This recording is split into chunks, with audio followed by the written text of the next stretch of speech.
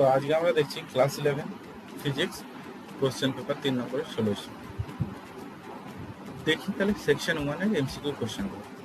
প্রথম কোশ্চেনে কি বলছে যে সরলরেখা বরাবর চলমান একটি কণার সরণ x = alpha t cube plus beta t square plus gamma t plus delta সমীকরণ অনুসারে সময় এর উপর নির্ভরশীল। ওকে, এবার বলছে যেখানে আলফা বিটা গামা ডেল এবং ডেল্টা হচ্ছে ধ্রুবক এবং তার প্রারম্ভিক ত্বরণ ও প্রারম্ভিক বেগের অনুপাত নির্ভর করে কিসের ওপর, তাহলে সেটা দেখে নিই। প্রারম্ভিক মানে যখন টি ইকুয়াল টু 0-তে, তাহলে আমার এখানে সমীকরণটা কি আছে? সমীকরণটা আছে যে এক্স ইকুয়াল টু কি দিয়েছে, যে alpha t cube plus beta t square plus gamma t plus delta, এটা আমার সমীকরণ দিয়েছি। তাহলে এখান থেকে আমি কি বের করতে পারি? বেগ যদি বের করতে হয় তাহলে বেগটা equal to v equal to কি হচ্ছে, v equal to d x by d t, তাহলে d x by d t equal to হচ্ছে 3 alpha into t square plus 2 beta into টি প্লাস গামা, এটা হচ্ছে ডিএক্স বাই ডিটি। আর ত্বরণ এ ইকুয়াল টু কি হচ্ছে, ডিভি বাই ডিটি বা d2x dt, এটা হচ্ছে, তাহলে এইটা ইকুয়াল টু কি হচ্ছে 6 আলফা টি প্লাস 2 বিটা, এটা দাঁড়াচ্ছে। তাহলে এখন বলেছে প্রারম্ভিক বেগ আর প্রারম্ভিক ত্বরণ, তাহলে যখন যদি টি ইকুয়াল টু 0 করে দিই, তাহলে টি ইকুয়াল টু 0 যদি হচ্ছে, তাহলে তখন ভি ইকুয়াল টু তাহলে কি দাঁড়াচ্ছে, তাহলে দেখো এখানে এই টার্মটা 0 হয়ে যাচ্ছে, এই টার্মটাও 0 হয়ে যাচ্ছে, তাহলে ভি ইকুয়াল টু হয়ে যাচ্ছে গামা। আর এ ইকুয়াল টু কি হচ্ছে, এ ইকুয়াল টু হয়ে যাচ্ছে, তাহলে এই টার্মটা টি ইকুয়াল টু 0 তে এই টার্মটা 0, তার মানে হচ্ছে 2 বিটা, তার মানে কিসের উপর নির্ভরশীল? বিটা এবং গামার উপর নির্ভরশীল। তাহলে অপশন কি হচ্ছে? অপশন হচ্ছে কেবলমাত্র বিটা ও গামার উপর নির্ভরশীল, তাহলে অপশন সি হবে কারেক্ট অ্যান্সার। ওকে, এবার আসছে পরের কোশ্চেন, যে অসম মানসম্পন্ন ন্যূনতম যে সংখ্যা ভেক্টর শূন্য লব্ধি উৎপন্ন করবে তা হলো, তাহলে ভেক্টর লব্ধির মান উৎপন্ন করবে 0, তাহলে সেটা কি হতে পারে? সেটা দুটো ভেক্টরই হতে পারে। ওকে, তাহলে এটা হচ্ছে 2। ওকে, এবার পরের কোশ্চেন 3 নম্বর কি বলেছে, যে এইচ উচ্চতার কোনো মিনারের চূড়া থেকে একটি বলকে ফেলা হলো, তাহলে এইচ উচ্চতা ধরে নিচ্ছি এইটা হচ্ছে এইচ উচ্চতার একটা মিনার, ঠিক আছে। তাহলে এখান থেকে একটা বলকে ফেলা হচ্ছে, নিচের দিকে, এটা হচ্ছে এইচ উচ্চতা এবং সেটা সময় লাগছে টি সেকেন্ড সময়ে এটা ভূমি স্পর্শ করছে। তবে t/3 সেকেন্ড সময়ে ভূমি থেকে বলটির অবস্থান কত হবে? তাহলে t/3 সেকেন্ড, তাহলে t/3 সেকেন্ডে আমি ধরে নিচ্ছি যে ওর যে উচ্চতাটা হচ্ছে সেটা হচ্ছে এইচ প্রাইম, ঠিক আছে।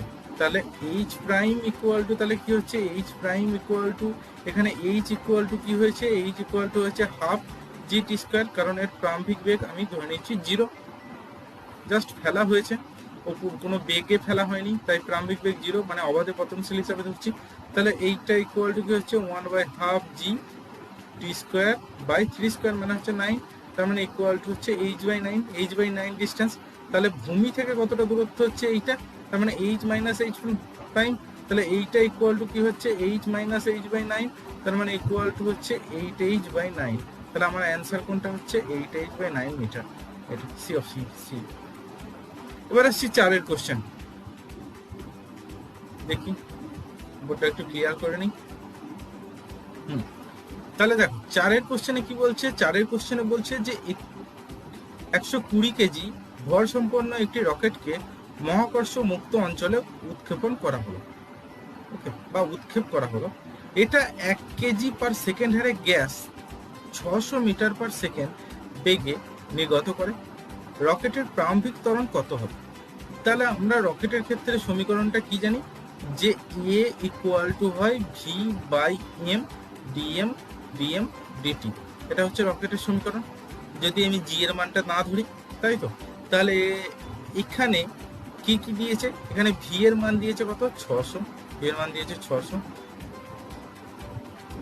এম এর মান কত দিয়েছে 120, ডিএমডিটির মান কত দিয়েছে, ডিএমডিটির মান দিয়েছে 1 কেজি পার সেকেন্ড, তার মানে এইটা ইকুয়াল টু হয়ে যাচ্ছে দেখো 5। তার মানে 5 মিটার পার সেকেন্ড স্কোয়ার। এটা হচ্ছে অ্যান্সার। তাহলে অ্যান্সার হচ্ছে বি এরটা। ওকে, এবার কি বলছে যে একটি ভর একটি স্থির বিন্দু সাপেক্ষে একটি তলে ঘুরছে। তার মানে একটা স্থির বিন্দু, সেই সাপেক্ষে একটা ভর এইভাবে ঘুরছে, এইভাবে ঘুরছে। ওকে, এবার বলছে এর কৌণিক ভরবেগের দিক হবে। কৌণিক ভরবেগ কোন দিকে হবে? তাহলে আমরা কি জানি, কৌণিক ভরবেগ এল ভেক্টর ইকুয়াল টু হয় এম ইন্টু ভি ক্রস আর। তার মানে এর যেটা দিক হবে সেটা হবে ভি এবং আর এর থেকে বোধের, এদের দুজনার থেকেই লম্ব বরাবর। তাহলে ভি কোন দিক বরাবর হয়? ভি আমরা জানি সবসময় স্পর্শক বরাবর হয়। তাহলে এই যেদিকে ঘুরছে এই স্পর্শক বরাবর ভি হবে। আর আর হচ্ছে কেন্দ্র থেকে এইটা, এটা হচ্ছে আর। তাহলে এই দুটো তলের থেকে কি, এই দুটো তলের থেকে লম্ব বরাবর, এই দুটো তলের থেকে লম্ব বরাবর মানে এইরকম একটা একদম পুরো এই তলের সাথে 90 ডিগ্রি কোণ করে, 90 ডিগ্রি কোণ করে, এটাই হচ্ছে এল এর ডাইরেকশন, এটা হচ্ছে এল এর ডাইরেকশন। তাহলে এখানে অপশন কি হবে? ব্যাসার্ধ বরাবর হচ্ছে না, কক্ষপথে স্পর্শক বরাবর হচ্ছে না, ঘূর্ণন তলের উপর অবস্থিত লম্ব সরলরেখা বরাবর। তাহলে এইটাই অপশন সঠিক হচ্ছে। তাহলে অপশন সি হবে সঠিক। ঠিক আছে। এবার তারপরে কি বলছে যে একটি গাড়ি স্থির অবস্থা থেকে 10 মিটার পার সেকেন্ড বেগে ত্বরান্বিত হচ্ছে। তাহলে 10 মিটার, তাহলে এই জন্য ব্যবহৃত শক্তি ই। তাহলে ব্যবহৃত শক্তি ই ইকুয়াল টু এর গতিশক্তির চেঞ্জটা কত হচ্ছে? গতিশক্তির চেঞ্জ হচ্ছে half m v square, v মানে হচ্ছে 10 স্কোয়ার মাইনাস 0 থেকে হয়েছে স্থির অবস্থা থেকে। তাহলে এইটা হচ্ছে ই, মোট শক্তি এইটা কাজে লাগছে। তাহলে যে শক্তিটা কাজে লেগেছে সেই শক্তিটার জন্য বস্তুটা গতিশক্তি পেয়েছে। তার মানে গতিশক্তি ইকুয়াল টু এইটা, তার মানে এইটা ইকুয়াল টু হয়ে যাচ্ছে কত? 50 এম। এটা মান বেরিয়ে গেল ই এর। এবার কি বলেছে, যদি গাড়িটি 10 মিটার পার সেকেন্ড থেকে 20 মিটার পার সেকেন্ড বেগে ত্বরান্বিত হয় তবে ব্যয়িত শক্তির মান কত হবে? তাই তো। তাহলে 10 মিটার পার সেকেন্ড, তাহলে এখন চেঞ্জ কত হচ্ছে দেখি। তাহলে হাফ গতিশক্তি চেঞ্জ হচ্ছে half m 20 square minus half m 10 square equal to হয়ে যাচ্ছে যে 20 স্কোয়ার মানে হচ্ছে 400 বাই 2 মানে হচ্ছে 200 m minus 50 m, 200 m minus 50 m, তার মানে কত হচ্ছে 150 এম। তাহলে 150 এম ইকুয়াল টু কত হচ্ছে 3 ই। 150 এম ইকুয়াল টু হচ্ছে 3 ই, 3 ই। তাহলে এখানে অপশন কোনটা হবে? সি এরটা, অপশন সি 3 ই। ঠিক আছে, এবার আসছি পরের কোশ্চেন। পরের কোশ্চেন কি বলেছে 7 নম্বর কোশ্চেনে, যে একটি পাম্পের ক্ষমতা হচ্ছে এত। তাহলে পাম্পের ক্ষমতা, যেটাকে আমি লিখছি পি দিয়ে, পাওয়ার, সেই পাওয়ার ইকুয়াল টু কত দিয়েছে? 2 কিলো ওয়াট, তার মানে 2000 ওয়াট, 2000 ওয়াট, তাই তো, এইটা দিয়েছে। এবার বলেছে যদি জি ইকুয়াল টু 10, তার মানে জি ইকুয়াল টু দিয়েছে 10 মিটার পার সেকেন্ড স্কোয়ার, এটা দিয়েছে হয়, তবে যে পরিমাণ জলকে 1 মিনিট সময়ে 10 মিটার উচ্চতায় তুলতে পারবে তা হলো। তাহলে 10 মিটার উচ্চতা, 1 মিনিট সময়ে 10 মিটার উচ্চতায় তুলতে হচ্ছে, 10 মিটার। তার মানে টোটাল ওর চেঞ্জ হচ্ছে কত? এমজিএইচ। তার মানে ওর যে চেঞ্জটা হচ্ছে এমজিএইচ। তাহলে এখানে এমটা কত? এমটা আমরা জানি না জলের, তাহলে আমি ধরে নিচ্ছি জলের ঘনত্ব ইন্টু যে পরিমাণ জল নিচ্ছে সেটা হচ্ছে আয়তনটা, ঠিক আছে, ইন্টু 10 ইন্টু কত উচ্চতায়? 10 মিটার, তার মানে এইটা। এবার দেখো এর আয়তন কত হচ্ছে? এর আয়তন হচ্ছে, আয়তন আমি ভি ধরেছি আর ঘনত্বটাকে হচ্ছে 1000 কেজি পার মিটার কিউব। ওকে, এত ভি ইন্টু 100, তার মানে কত দাঁড়াচ্ছে? 10 টু দি পাওয়ার 5 ভি। এটা হচ্ছে আমার এমজিএইচ এর মানটা। এবং এইটা করতে কত সময় লাগছে? এটা করতে 1 মিনিট সময় লাগছে। তাহলে 1 মিনিট সমান কত হচ্ছে? 60 সেকেন্ড। তার মানে 60 সেকেন্ডে এমজিএইচ এতটা শক্তি কৃতকার্য বা শক্তি লাগছে। ওকে, তাহলে 1 সেকেন্ডে কত লাগছে? তাহলে 1 সেকেন্ডে লাগছে 10 to the power 5 v by 60, এইটা। তাহলে এইটাই হচ্ছে ওর ক্ষমতা, এটাই হচ্ছে ওই পাম্পটার ক্ষমতা। তার মানে এইটা ইকুয়াল টু হচ্ছে 2000, তাই তো। তাহলে ভি ইকুয়াল টু তাহলে কত হচ্ছে? 2000 into 60 divided by 10 to the power 5, 10 to the power 5, তার মানে ইকুয়াল টু কত বেরোচ্ছে? ইকুয়াল টু বেরোচ্ছে দেখো 12/10, 12/10 মানে হচ্ছে 1.2 এত মিটার কিউব। এত মিটার কিউব সমান কত লিটার হয়? এত মিটার কিউব সমান হয়, তাহলে ভি ইকুয়াল টু কত বেরিয়েছে? 1.2 মিটার কিউব। এত মিটার কিউব সমান হয় 1200 এত লিটার, এত লিটার হয়, তাই তো? তাহলে এত লিটার যদি হচ্ছে, তার মানে এখানে অপশন কোনটা হচ্ছে? অপশন দেখো, অপশন হচ্ছে 120, 120 নয়, তাহলে অপশন হবে বি এরটা, অপশন হবে বি এরটা, কারণ এটা কাছাকাছি আছে।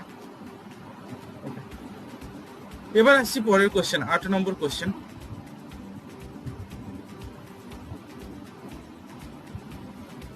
8 নম্বর কোশ্চেনে কি দিয়েছে দেখো, 8 নম্বর কোশ্চেনে দিয়েছে যদি নিরক্ষরেখায় অবস্থিত একটি লোকের আপাত ওজন তার নিজের ওজনের 3/5 অংশ হয়, তবে পৃথিবীর কৌণিক বেগ কত হবে?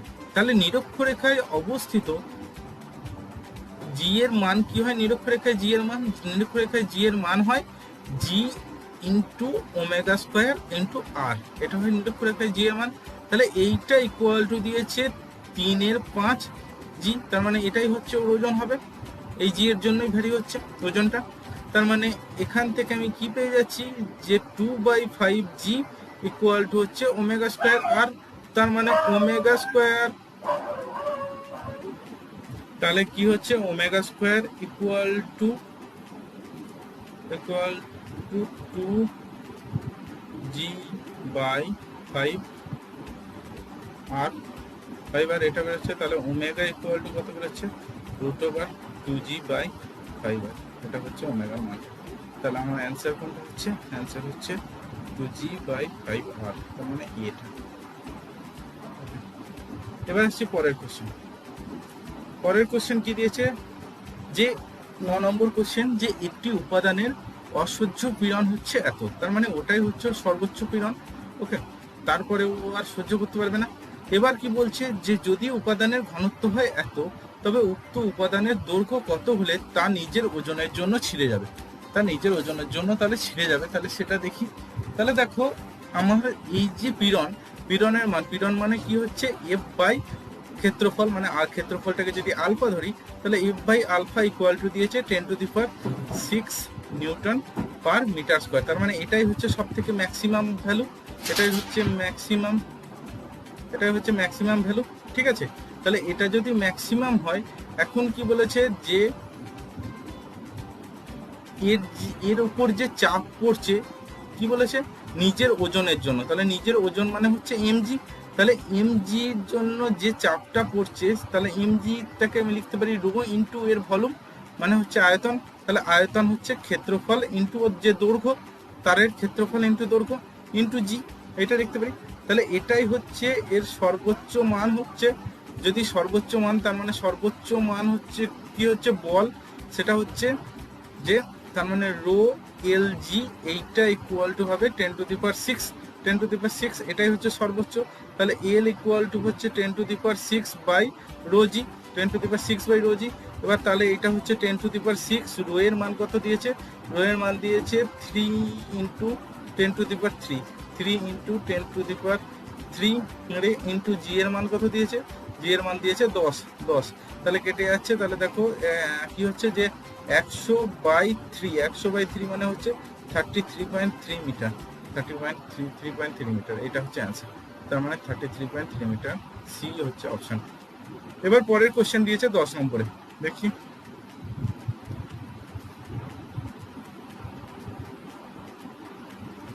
পরের কোশ্চেন 10 নম্বর কোশ্চেনে কি বলছে?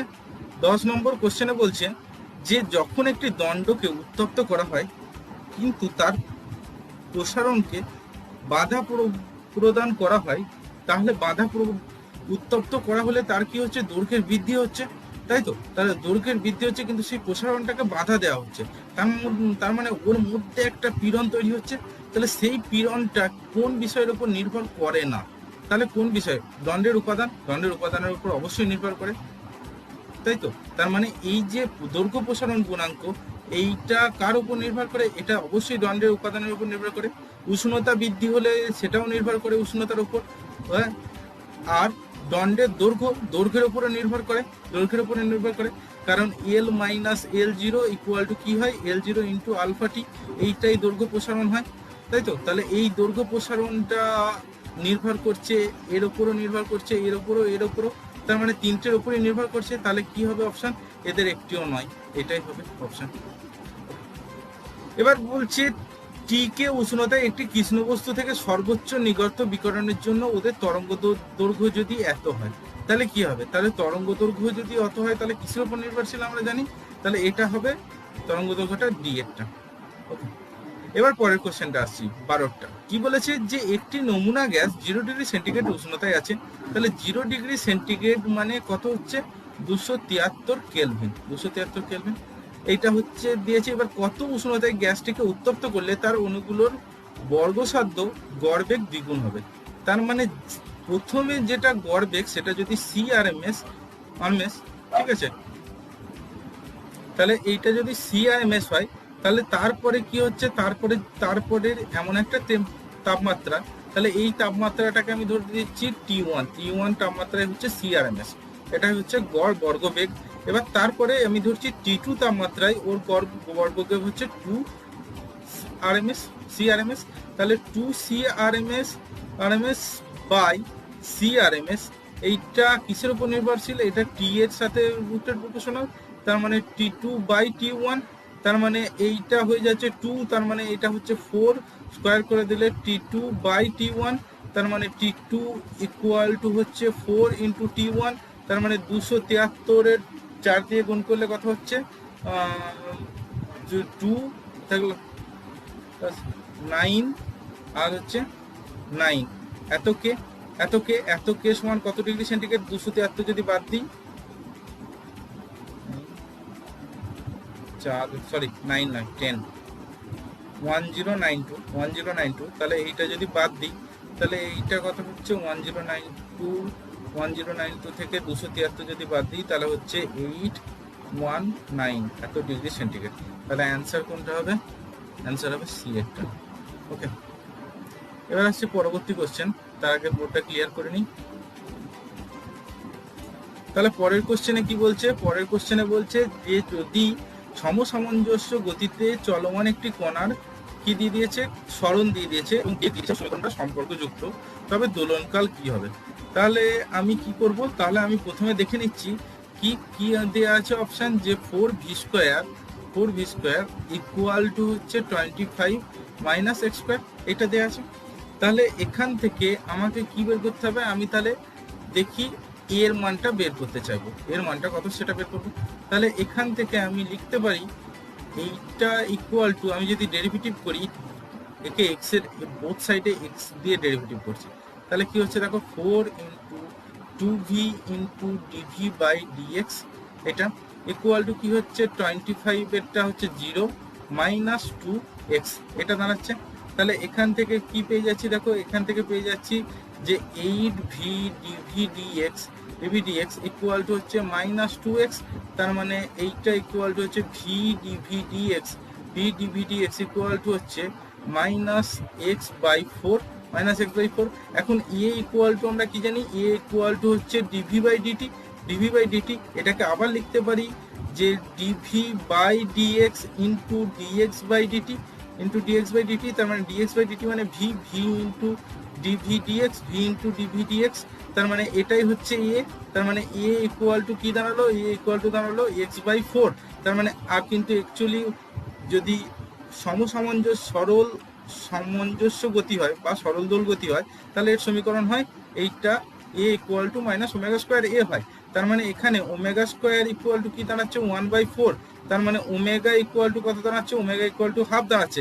তাহলে টি ইকুয়াল টু কি হবে, তাহলে টি ইকুয়াল টু হবে 2 pi by omega, 2 pi by half, তার মানে হচ্ছে 4 পাই হবে অ্যান্সার। তাহলে হচ্ছে অপশন সি হচ্ছে অ্যান্সার। ওকে,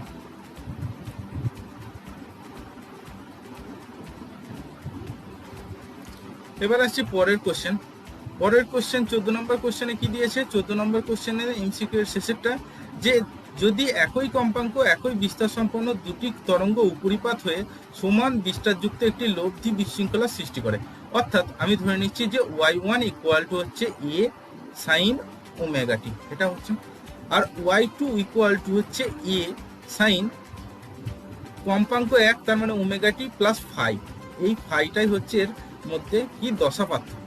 ওকে, তাহলে এখানে আমি y ইকুয়াল টু কি হচ্ছে উপরিপাতের ফলে y1 প্লাস y2, তার মানে এইটা ইকুয়াল টু লিখতে পারি এ সাইন ওমেগা টি প্লাস এ সাইন ওমেগা টি এ সাইন এ প্লাস বি ফর্মুলায় যদি ফেলি তাহলে এ সাইন ওমেগা টি ইন্টু কস ফাই প্লাস এ কস ওমেগা টি ইন্টু সাইন ফাই এইভাবে ভাব ফেললাম। তাহলে এইটা ইকুয়াল টু লিখতে পারি যে r cos theta into sine omega t plus r sine theta into cos omega টি।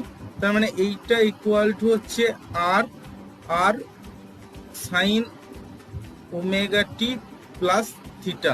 এইটা হচ্ছে আমার সম্পর্কটা, তাই তো? তাহলে এটা আমার সম্পর্কটা পেয়ে যাচ্ছে, এইটা আমার মানটা আসছে। তার মানে আমি কোনটা ধরেছি যে r cos theta equal to কি ধরেছি? আর কস থিটা ইকুয়াল টু ধরেছি এ প্লাস এ কস ফাই, এটা ধরেছি। আর সাইন থিটা ইকুয়াল টু কি ধরেছিলাম? আর সাইন থিটা ইকুয়াল টু ধরছি এ সাইন ফাই, এ সাইন ফাই, এটা ধরছি। তার মানে এবার দুটো যদি স্কোয়ার করি, তাহলে দুটো যদি স্কোয়ার করছি তাহলে স্কোয়ার করলে কি পাচ্ছি? আর স্কোয়ার পাচ্ছি। তার মানে r square cos square theta plus r square sine square theta, তার মানে sine square theta plus cos square theta equal to 1। তার মানে এইটা ইকুয়াল টু আর স্কোয়ার হয়ে যাচ্ছে। তার মানে এইটা ইকুয়াল টু হয়ে যাচ্ছে a square plus 2 square cos phi plus cos square phi square, okay, plus a square sine square phi, এটা পাচ্ছি। তার মানে এইটা ইকুয়াল টু হয়ে যাচ্ছে 2 square plus 2 square cos phi. এখন কি বলেছে? যে লব্ধিটা হচ্ছে সেটার বিস্তারও সমান। তার মানে আর ইকুয়াল টু কি হচ্ছে? তার মানে আর ইকুয়াল টু এ। তার মানে আর ইকুয়াল টু এ মানে এইটা ইকুয়াল টু স্কোয়ার। তার মানে এখান থেকে কি পেয়ে যাচ্ছি? যে মাইনাস স্কোয়ার ইকুয়াল টু হচ্ছে 2 স্কোয়ার কস ফাই, তাই তো? তার মানে কস ফাই ইকুয়াল টু কি দাঁড়াচ্ছে? কস ফাই ইকুয়াল টু দাঁড়াচ্ছে মাইনাস হাফ। তার মানে ফাই ইকুয়াল টু কত হচ্ছে? 120 ডিগ্রি। তার মানে ফাই ইকুয়াল টু কত দাঁড়াচ্ছে? যে 120 ডিগ্রি। 120 ডিগ্রি মানে হচ্ছে 2π/3। তার মানে আমার দশা পার্থক্য কত হচ্ছে? 2π/3। তার মানে বি হবে অ্যান্সার। ওকে, তাহলে এই কোশ্চেনগুলো দেখলাম এমসিকিউ। এবার আসছি 1 নম্বরের কোশ্চেন, যে 1 নম্বর 4টে কোশ্চেন আছে, সেই কোশ্চেন কি করে সলভ করবো। তাহলে দেখো প্রথম কোশ্চেন কি বলছে? প্রথম কোশ্চেনে বলেছে যে প্লাঙ্কের ধ্রুবক কোন ভৌত রাশির এককের সঙ্গে অভিন্ন। তাহলে প্লাঙ্কের ধ্রুবক আমরা কি জানি? যে প্লাঙ্কের ধ্রুবক কৌণিক ভরবেগের সাথে অভিন্ন। কৌণিক ভরবেগ যেটা অ্যাকচুয়ালি আমরা লিখি mvr, এটার সাথে অভিন্ন। ঠিক আছে, মানে এই দুটোর মাত্রা সেম। এবার তারপরে কোশ্চেনটা কি বলেছে? অথবা দিয়ে বলেছে এই সম্পর্কটা সমীকরণ কি মাত্রাগতভাবে নির্ভুল? এই সম্পর্কটা মাত্রাভাবে নির্ভুল না, এই একদম সঠিক আছে। এখানে কি দেখো, এসটি মানে হচ্ছে টি-তম সময়ে কতটা দূরত্ব গেছে। তার মানে টি-তম সময়ের যে দূরত্বটা, তার মানে এসটির মাত্রা এখানে কিন্তু এল হবে না, এসটির মাত্রা হবে L/T। তার মানে এইটাই হচ্ছে L/T-1, এটাই হচ্ছে এসটির মাত্রা। ওকে, আর তাহলে ইউ মানে কি? ইউ মানে হচ্ছে বেগ, প্রাথমিক বেগ। তার মানে এইটাও এইটা। আর এখানে হচ্ছে 2t-a।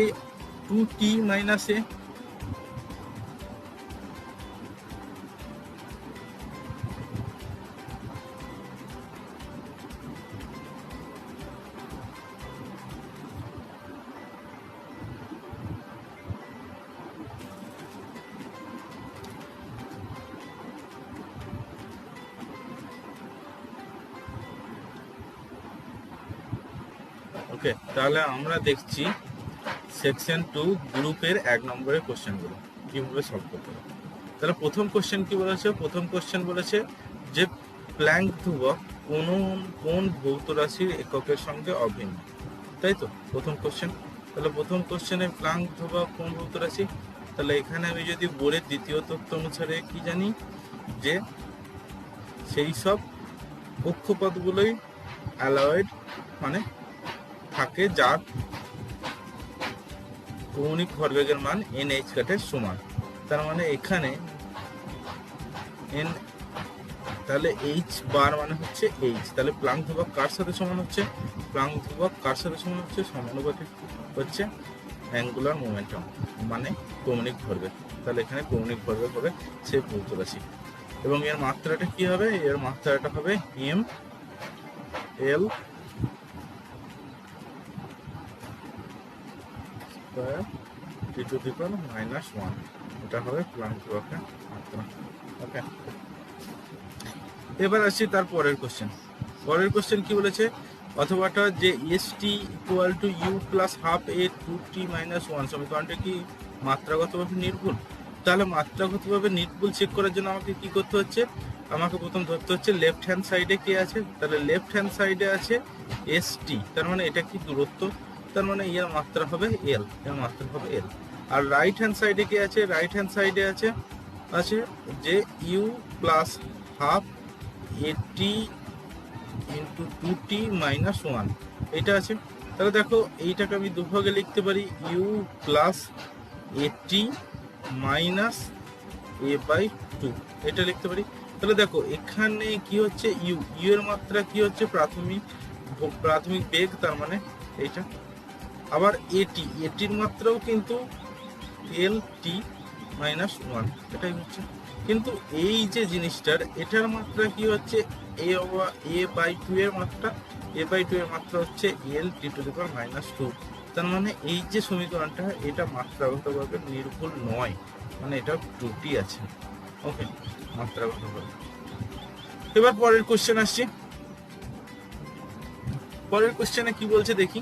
পরের কোশ্চেনে বলছে যে কোনো বস্তুর এস টি সম্পর্ক, সেটা দিয়ে দিয়েছে যে এস প্রপোর্শনাল টু √টি।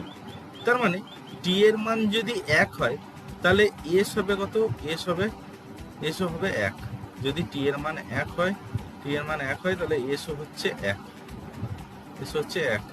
বা যদি আমি এখানে একটা ধরে নিই যে S equal to K into √টি, যেখানে কে হচ্ছে সমানুপাতিক ধ্রুবক, তাহলে এইটা এই মানটা বাদ দিচ্ছি।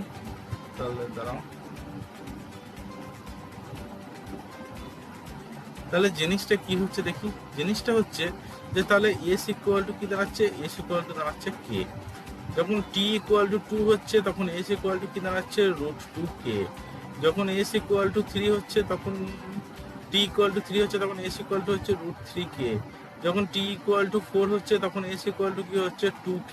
তার মানে এটা বৃদ্ধি কম হচ্ছে। তার মানে যদি আমি গ্রাফটা ড্র করি, তার মানে এই দিকে হচ্ছে টি, কারণ টি সবসময় স্বাধীন সত্তা, মানে এক্স অ্যাক্সিস বরাবর হবে, আর এস হচ্ছে টি এর উপর নির্ভরশীল, তাই ওয়াই অক্ষ বরাবর হবে। তাহলে এখানে কি হচ্ছে যে আস্তে আস্তে এটা ধীরে ধীরে এইভাবে এরকম বাড়তে থাকবে। তাহলে গ্রাফটা হবে এরকম দেখুন। এবার বলছে তারপরে কোশ্চেন, পরের কোশ্চেনে কি বলছে, কোন শর্তে এ ও বি পরস্পরের সমান্তরাল হবে। তাহলে পরস্পর সমান্তরাল দুটো ভেক্টর, তার মানে আমরা কি জানি যে a vector plus B vector এইটা ইকুয়াল টু যদি 0 হয় তখনই বোঝায় যে এদের মধ্যবর্তী কোণ কি হচ্ছে, মধ্যবর্তী কোণ হচ্ছে 0, তার জন্য sin 0 ইকুয়াল টু 0 হয়ে যাবে। তাই এইটাই হচ্ছে এর শর্ত। আর পরবর্তী কোশ্চেন কি আছে, যে একটি তারকে দুভাগে ভাগ করা হলো, প্রতিটি ভাগের ইয়ং গুণাঙ্কের কি পরিবর্তন হবে না, ইয়ং গুণাঙ্ক পদার্থের উপাদানের উপর নির্ভরশীল, তার জন্য এটা কোনো কিছু বা এবং তাপমাত্রার উপরে নির্ভরশীল, তাই জন্য এটা চেঞ্জ হবে না। এবার তারপরে 4 নম্বর কোশ্চেন কি বলছে, এক্স অক্ষের ধনাত্মক দিকে গতিশীল একটি তরঙ্গের ক্ষেত্রে দুটি বিন্দুর দশা পার্থক্য পথ পার্থক্যের সম্পর্ক কি। তাহলে আমরা কি জানি যে দশা পার্থক্য ইকুয়াল টু কি হয়, দশা পার্থক্য ইকুয়াল টু হয় 2π/λ ইন্টু পথ পার্থক্য। তাহলে এটা পেয়ে গেল। এবার আসছি পরের পেজে। হ্যাঁ, তাহলে পরের কোশ্চেনে কি আছে, যে গ্রুপ বির প্রথম কোশ্চেন 2 নম্বরের কোশ্চেন গুলো কি দিয়েছে, যে প্রথম কোশ্চেনে দিয়েছে 5 নম্বরের, যে দেখাও যে এ ভেক্টর প্লাস বি ভেক্টরের স্কয়ার মডের square plus a dot b square equal to a মডের স্কয়ার প্লাস বি মডের স্কয়ার।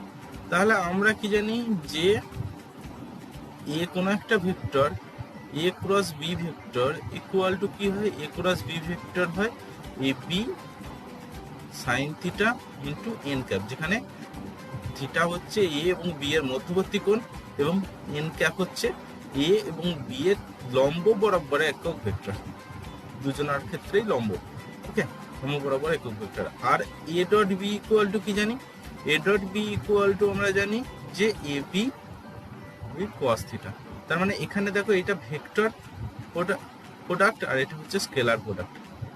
ওকে, তাহলে এবার কি বলেছে যে এটার মড, তার মানে এ ক্রস বি ভেক্টরের মডের স্কোয়ার। তার মানে কি হয়ে যাচ্ছে জিনিসটা হচ্ছে a square plus b square into sine square theta. এই মানটা বেরোচ্ছে, তখন আর এন ক্যাপটা থাকছে না, মড যখন নিচ্ছি।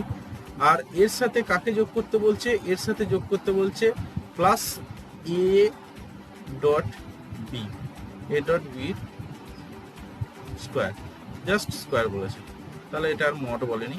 তাহলে এইটা, তাহলে এখানে কি হচ্ছে, তখন এখানে যোগ হয়ে যাবে যে a square b square cos square theta. তার মানে ইকুয়াল টু কি দাঁড়াচ্ছে, এ স্কোয়ার বি স্কোয়ার, কারণ কস square theta plus sign square theta equal to 1। তাহলে এ স্কোয়ার, এই দুটোর মানই কি হচ্ছে, এই দুটো মানই ইকুয়াল টু হচ্ছে যে এ এর মোড, এ মানে হচ্ছে এ এর মোড এটা স্কোয়ার, আর বি মানে হচ্ছে বি এর মোড এটা স্কোয়ার। এটা পেয়ে গেল, তাহলে এটা প্রমাণিত। এবার কি বলছে যে চালকদের শেখানো হয় যে গাড়ির বেগ দ্বিগুণ করলে গাড়িটিকে থামানোর দূরত্ব 4 গুণ হতে হবে। কেন? এই কোশ্চেনটা আমরা আগের কোশ্চেন পেপারেও করেছি, সেম কোশ্চেন ছিল, ঠিক আছে। তাহলে আবার দেখি। তাহলে দেখো, আমরা কি জানি, যদি কোনো একটা গাড়িকে থামাতে হয়, জিরো করতে হয় ভি বেগ থেকে, তাহলে জিরো ইকুয়াল টু কি হচ্ছে, ভি স্কোয়ার মাইনাস 2as। এটা হচ্ছে যেখানে এ হচ্ছে ত্বরণ আর এস হচ্ছে থামানোর দূরত্ব। ওকে, তাহলে ভি স্কোয়ার ইকুয়াল টু কি হচ্ছে 2as, V square equal two 2as। এবার কি বলছে যে যদি গাড়ির বেগ দ্বিগুণ করে দিই, তখন এটা ভি স্কোয়ার মানে 2v হয়ে যাচ্ছে, 2v স্কোয়ার মানে হচ্ছে 4v স্কোয়ার। তাহলে 4v স্কোয়ার ইকুয়াল টু কি হচ্ছে 2a। এবার নতুন যে এস প্রাইম লিখছি, যে থামানোর দূরত্বটা এস প্রাইম, তাই তো। তাহলে এখন ভি ইকুয়াল টু ছিল 2as, তাহলে এই মানটা যদি বসাই, তাহলে 4 into 2as equal to 2as prime, নতুন থামানোর দূরত্ব। তাহলে এখান থেকে পেয়ে যাচ্ছি, দেখো 2a কেটে যাচ্ছে, তাহলে এস প্রাইম ইকুয়াল টু দাঁড়াচ্ছে 4 ইন্টু এস, তার মানে থামানোর দূরত্ব আমাকে 4 গুণ করতে হচ্ছে, এটা প্রমাণিত। ওকে, এবার আসছি 6 নম্বর কোশ্চেন।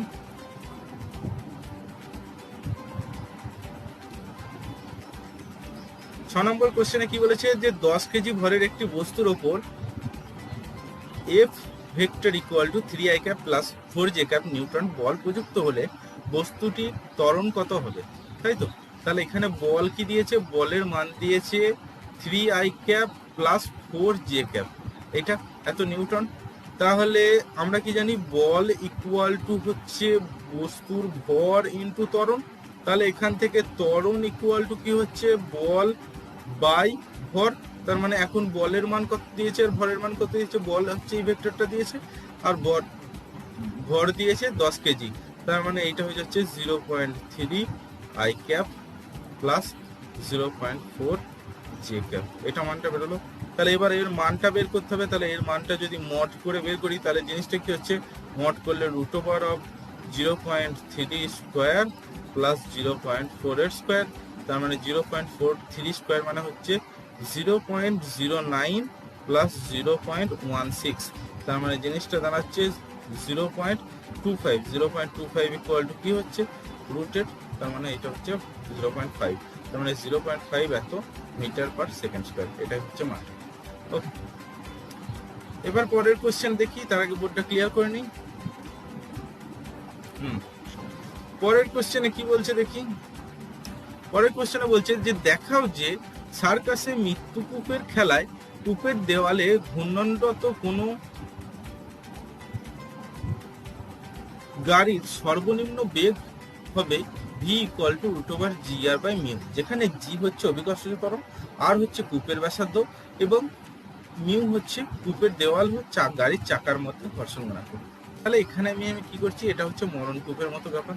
তাহলে এই মরণ কূপে আমি একটা ধরে নিচ্ছি, এটা একটা দেওয়াল, এটা মরণ কূপের কূপ, মরণ কূপটা সরি আঁকাতে প্রবলেম হচ্ছে, এটা মরণ কূপটা। তাহলে এই মরণ কূপের এখানে একটা গাড়ি আছে, গাড়িটা কি এই মরণ কূপ বরাবর এই দিক বরাবর গতিশীল, তার মানে ঘুরছে মরণ কূপ। ওকে, তাহলে মরণ কূপে যদি ঘোরে গাড়িটা, মানে এই দিক থেকে এই দিক বরাবর এইভাবে গতিশীল। তাহলে মরণকূপে যদি গাড়িটা ঘুরে, তাহলে গাড়ির যে ভর সেটা যদি এম হয়, গাড়ির ভরটাকে আমি ধরে নিচ্ছি এম, তাহলে গাড়ির ভর কোন দিক বরাবর ক্রিয়া হচ্ছে, এই দিক বরাবর ওজনটা, তাহলে এই দিকে হচ্ছে এমজি। তাহলে এই এমজি আর এখানে গাড়িটা কি করছে, গাড়িটা যখন ঘুরছে তাহলে একটা অপকেন্দ্র বল প্রযুক্ত হচ্ছে, সেই অপকেন্দ্র বলটা হচ্ছে এম ভি স্কোয়ার বাই আর। ওকে, তাহলে অপকেন্দ্র বলটা গাড়িটা দেওয়ালের উপর প্রযুক্ত করছে। যখন এই অপকেন্দ্র বলটা প্রযুক্ত করছে তখন দেওয়ালটাও একটা লম্ব প্রতিক্রিয়া বল গাড়িটার উপর প্রয়োগ করছে, যেটা হচ্ছে আর। ওকে, আবার এমজি যখন নিচের দিকে নামতে চাইছে, কিন্তু গাড়িটার উপর একটা কি হচ্ছে, যে গাড়ির চাকা এবং কূপের দেওয়ালের মধ্যে যে একটা ঘর্ষণ বল কাজ করছে, যেটা হচ্ছে ওপর দিকে, কারণ এই দিকে হচ্ছে সেটা কি হচ্ছে মিউ ইন্টু আর, মিউ ইন্টু আর। তাহলে এখান থেকে আমি কি পেয়ে যাচ্ছি, এখান থেকে আমি পেয়ে যাচ্ছি যে আর ইকুয়াল টু কি হচ্ছে, আর ইকুয়াল টু হচ্ছে m v square by r, r capital r equal to. আর এই দিকে কি হচ্ছে, এই দুটো যদি গাড়িটা স্থির থাকতে হয় তাহলে অবশ্যই m g equal to mu one হতে হবে, m g equal to mu one হতে হবে, তার মানে mu into m v square by r হচ্ছে। তাহলে এখান থেকে আমি পেয়ে যাচ্ছি, দেখো v square equal to g r by mu, g r by mu. তাহলে ভি ইকুয়াল টু কি দাঁড়াচ্ছে, ভি ইকুয়াল টু দাঁড়াচ্ছে g r by root g r by mu. এটাই হচ্ছে ভি এর মানটা। ওকে, এটাই হচ্ছে ভি এর মানটা। তাহলে এইটাই আমি পেয়ে গেলাম সম্পর্কটা। এবার আসছি পরবর্তী কোশ্চেন।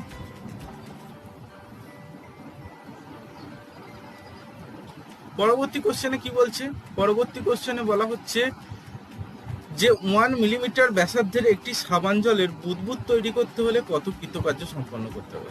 তাহলে প্রথমে কৃতকার্য কিছু ছিল না, তাহলে সাবান জলের বুদবুদ তৈরি করতে গেলে কৃতকার্য কত হবে, তাহলে কৃতকার্য ডাব্লিউ ইকুয়াল টু আমরা জানি 2 ইন্টু টি, যেখানে টি হচ্ছে পৃষ্ঠটানের মান, ইন্টু এর ক্ষেত্রফল। ক্ষেত্রফল এখানে কি হবে, এটা যদি সাবান জলে বুদবুদ, তার মানে একটা গোলকের ক্ষেত্রফল 4 পাই আর স্কোয়ার, 4 পাই আর স্কোয়ার। তার মানে জিনিসটা কি দাঁড়াচ্ছে, জিনিসটা দাঁড়াচ্ছে যে 2 ইন্টু 72 ইন্টু 4 পাই ইন্টু আর হচ্ছে 0.1, মানে এত সেন্টিমিটার, 1 মিলিমিটার দিয়েছে, তার মানে এটার স্কোয়ার। তার মানে ইকুয়াল টু কত দাঁড়াচ্ছে, ইকুয়াল টু দাঁড়াচ্ছে দেখো 18.1, এটা হচ্ছে আর গেট আর। ওকে, তাহলে এটাই হচ্ছে আমার কৃতকার্যের মানটা পেয়ে গেলাম।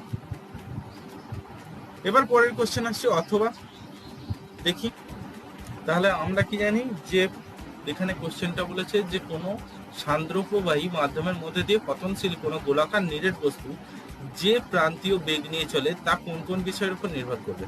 তাহলে আমরা জানি যে স্টোকসের ফর্মুলার ইউজ করে আমরা পাই যে V equal to 2/9 r square rho minus sigma into g by eta, যেখানে ইটা হচ্ছে সান্দ্রতাঙ্ক, আর হচ্ছে ওই যে গোলাকার নিরেট বস্তু তার ব্যাসার্ধ, এবং রো হচ্ছে ওই গোলাকার বস্তুটির ঘনত্ব, এবং সিগমা হচ্ছে যে মাধ্যমের ঘনত্ব, যে মাধ্যমে পতন করছে বা পতনশীল হচ্ছে, আর জি হচ্ছে অভিকর্ষজ ত্বরণ।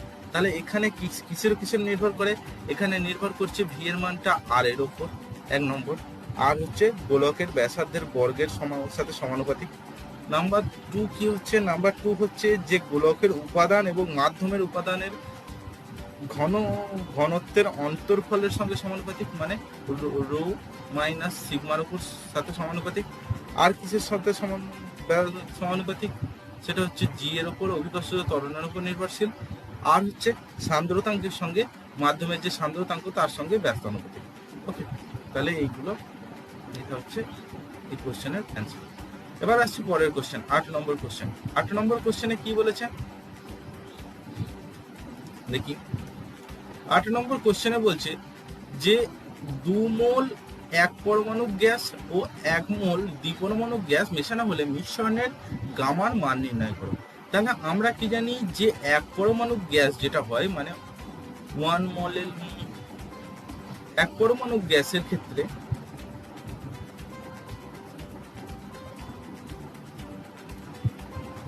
এক পরমাণু গ্যাসের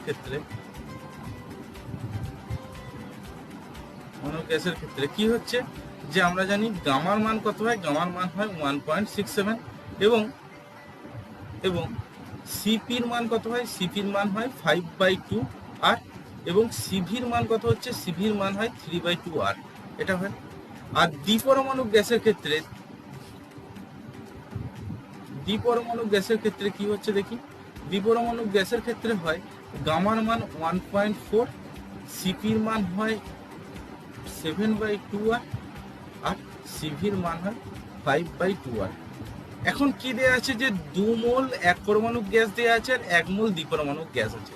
তাহলে আমার সম্পর্কটা কি হবে, গামা ইকুয়াল টু হবে যে N1 সিপি, মানে প্রথমটার 2 × 5/2 আর ওকে প্লাস 1 × 1 মোল দ্বিপরমাণু গ্যাস আছে, তার মানে ইনটু CP2 মানে হচ্ছে 1 × 7/2 আর ডিভাইডেড বাই N1CV1, তার মানে হচ্ছে 2 × 3/2 আর প্লাস 1 × 5/2 আর মানে N2CV2। তার মানে এইটা ইকুয়াল টু কি হচ্ছে, এইটা ইকুয়াল টু দেখো হচ্ছে আর কেটে যাচ্ছে, এটা হচ্ছে 17 আর এইদিকে হচ্ছে 11, 17/11, তার মানে হচ্ছে যে 1.54। ওকে, হ্যাঁ তাহলে এর মানটা আমি পেয়ে গেলাম। এবার আসছি পরবর্তী কোশ্চেন, দেখি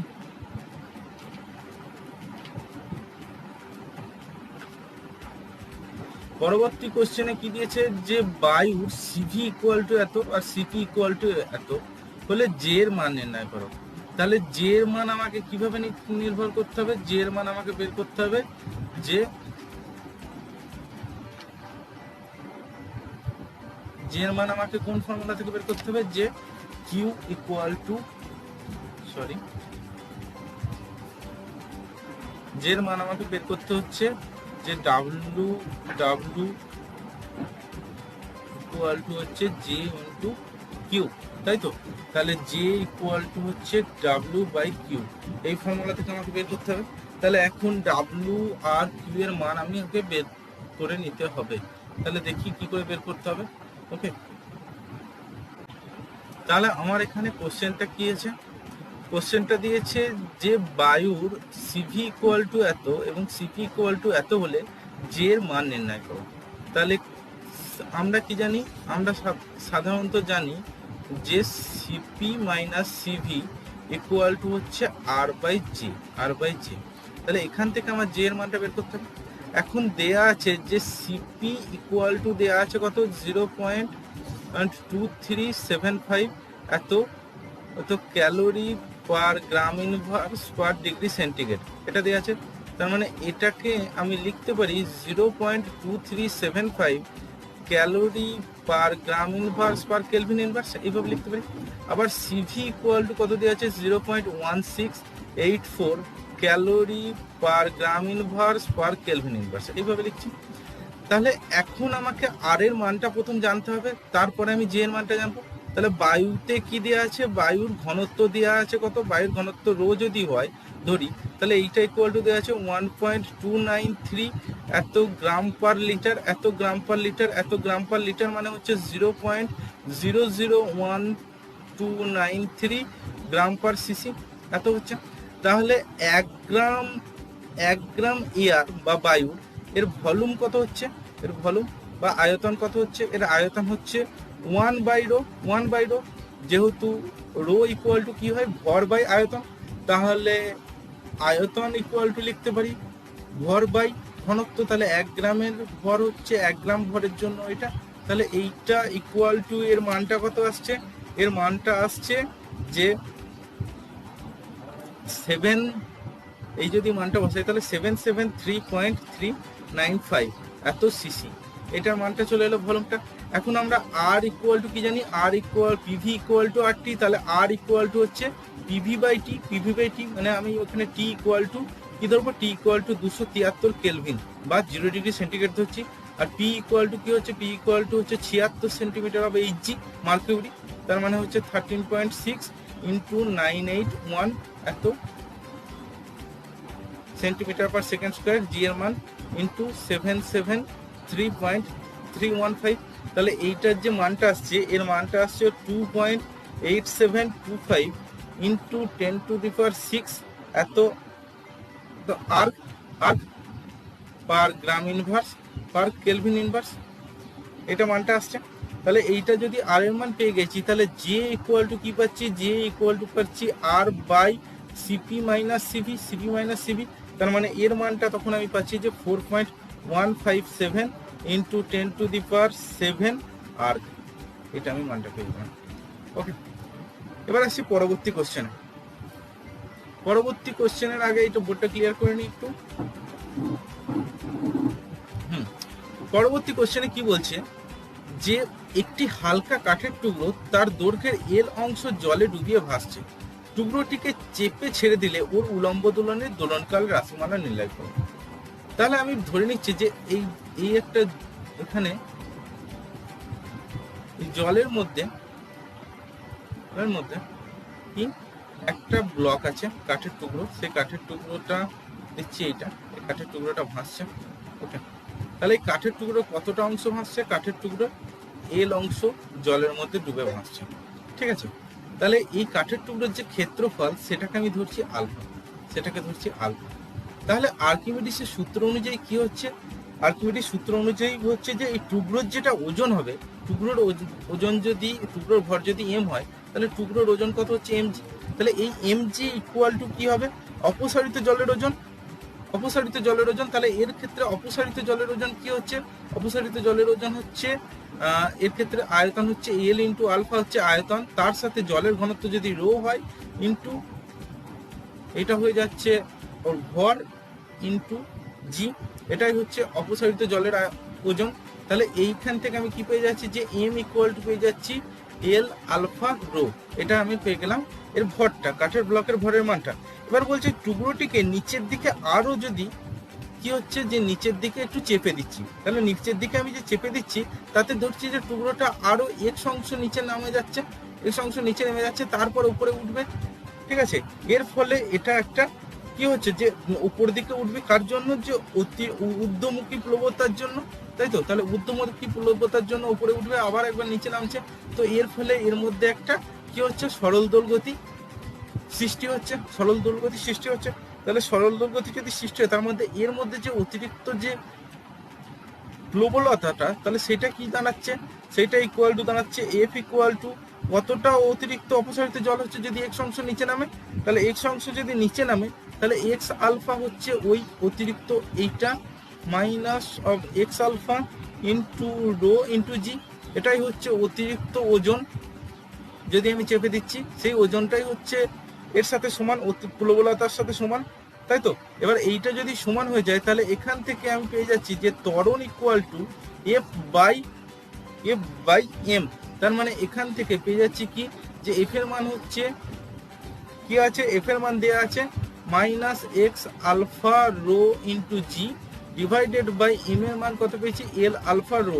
তাহলে দেখো আলফা রো কেটে যাচ্ছে, তাহলে হচ্ছে minus x g by l, minus x by g by l. তাহলে এইটা ইকুয়াল টু সরল দোলকের সমীকরণের সাথে যদি সমান করি, তাহলে omega square minus omega square x, তার মানে ওমেগা স্কোয়ার ইকুয়াল টু কি হচ্ছে, কম্পেয়ার করলে জি বাই এল, তার মানে ওমেগা ইকুয়াল টু কত দাঁড়াচ্ছে, root over g by l, তাহলে দোলনকাল টি ইকুয়াল টু কি হচ্ছে 2 পাই বাই ওমেগা মানে 2 পাই এল বাই জি, এটাই আমার মানটা বেরিয়ে গেল। এবার পরের কোশ্চেন কি দিয়েছে দেখি। তাহলে পরের কোশ্চেনটা কি দিচ্ছে, অথবা যে 1.25 দীর্ঘ এক মুখবদ্ধ অর্গান নল দ্বারা সৃষ্ট মূল সুরের নিকটবর্তী সমমলের কম্পাঙ্ক নির্ণয় করো, ভি এর মান দিয়ে দিয়েছে। তাহলে একটা এক মুখবদ্ধ অর্গান নলের ক্ষেত্রে আমরা প্রথম উপসুরের মান কিভাবে বের করি, প্রথম উপসুর মানে হচ্ছে যে এর মূল উপসুরের 3 গুণ, তাই তো। তাহলে এইটা ইকুয়াল টু হচ্ছে 3v বাই 4L, যেখানে L ইকুয়াল টু কত মান দিয়েছে, L ইকুয়াল টু দিয়েছে 1.25 মিটার, আর V ইকুয়াল টু দিয়েছে, তার মানে এইটা হচ্ছে 3 into 332 divided by 4 into 1.25, 4 into 1.25, তার মানে হচ্ছে এইখানে মানটা বেরোচ্ছে 199.2 এত ভার্জ, তার মানে এটা হচ্ছে অ্যান্সার। ওকে, এবার দেখবো গ্রুপ সির কোশ্চেনগুলো। 3 নম্বরের কোশ্চেন। তো দেখো গ্রুপ সির প্রথম কোশ্চেনটা, এটা কিন্তু সেকেন্ড পেপারেও এসেছিল, আবার প্রথম পেপারেও এসেছিল, আগের ইউটিউব ভিডিওগুলোতেও দেখে নিতে পারো, ঠিক আছে? তাহলে এটা কি আরেকবার করে দেবো? ঠিক আছে, করে দিচ্ছি। দেখো এখানে কি বলছে, যদি কোনো কারণে আকস্মিকভাবে ভর অপরিবর্তিত অবস্থায় সংকুচিত হয়ে পৃথিবীর ব্যাসার্ধ অর্ধেক হয়, তাহলে দিনের দৈর্ঘ্যের কি হবে, তাই? তাহলে প্রথমে দেখো পৃথিবীটাকে আমি একটা যদি সাধারণ গোলক হিসাবে ধরি, তাহলে ওর ক্ষেত্রে জড়তা ভ্রামকের মান কি হচ্ছে 2/5 mr², এটা হচ্ছে। তাহলে এটা আমি ধরছি প্রথমে পৃথিবীর জড়তা ভ্রামক এটা ছিল। পরে যদি I2 ধরছি জড়তা ভ্রামক, সেখানে কি হচ্ছে ওর ব্যাসার্ধ অর্ধেক হয়ে যাচ্ছে, তার মানে কি হচ্ছে 2/5 mr²/2 r/2 এর হোল স্কয়ার, তার মানে এইটা ইকুয়াল টু দাঁড়াচ্ছে দেখো I1/4, মানে 4 গুণ কমে যাচ্ছে জড়তা ভ্রামকের মান। এখন কৌণিক ভরবেগের সংরক্ষণ সূত্র অনুযায়ী, কৌণিক ভরবেগের সংরক্ষণ সূত্র অনুযায়ী আমরা কি জানি, ভরবেগের সংরক্ষণ সূত্র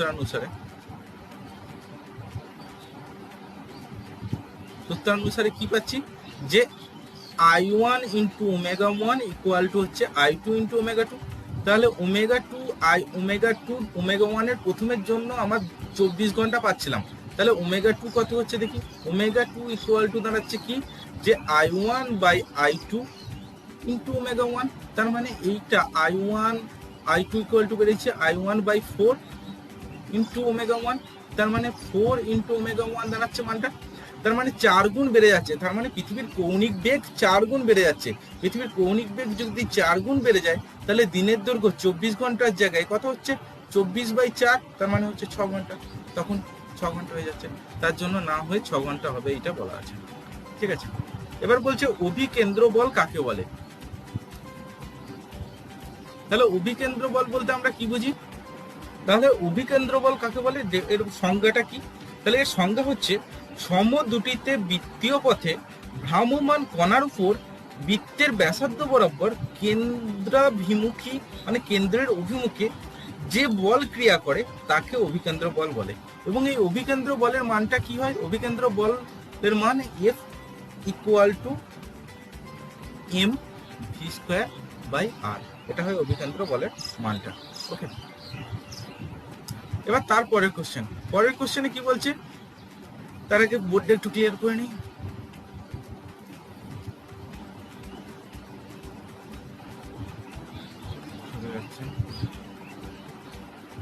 হ্যাঁ দেখো পরের কোশ্চেনে কি বলছে, পরের কোশ্চেনে বলছে যে ঊর্ধ্বমুখে যাত্রারম্ভের প্রথম সেকেন্ডে একটি রকেট তার ভরের 1/50% হারায়।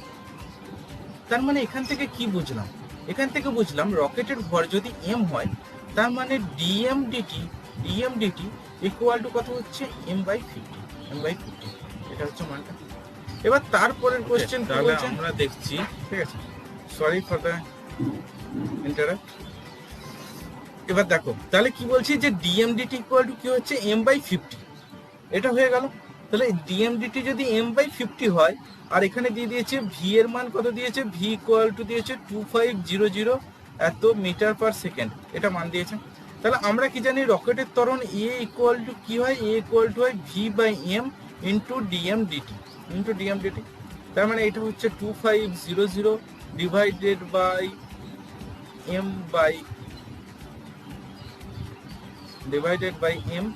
mটাই থাকছে, আর dm/dt এর জায়গায় m/50, তাহলে কেটে যাচ্ছে, কেটে যাচ্ছে, তাহলে 50 আর 250 মানে কেটে যাচ্ছে, তাহলে এখানে হয়ে যাচ্ছে 50, তার মানে 50 মিটার পার সেকেন্ড স্কয়ার, এটা হচ্ছে অ্যান্সার।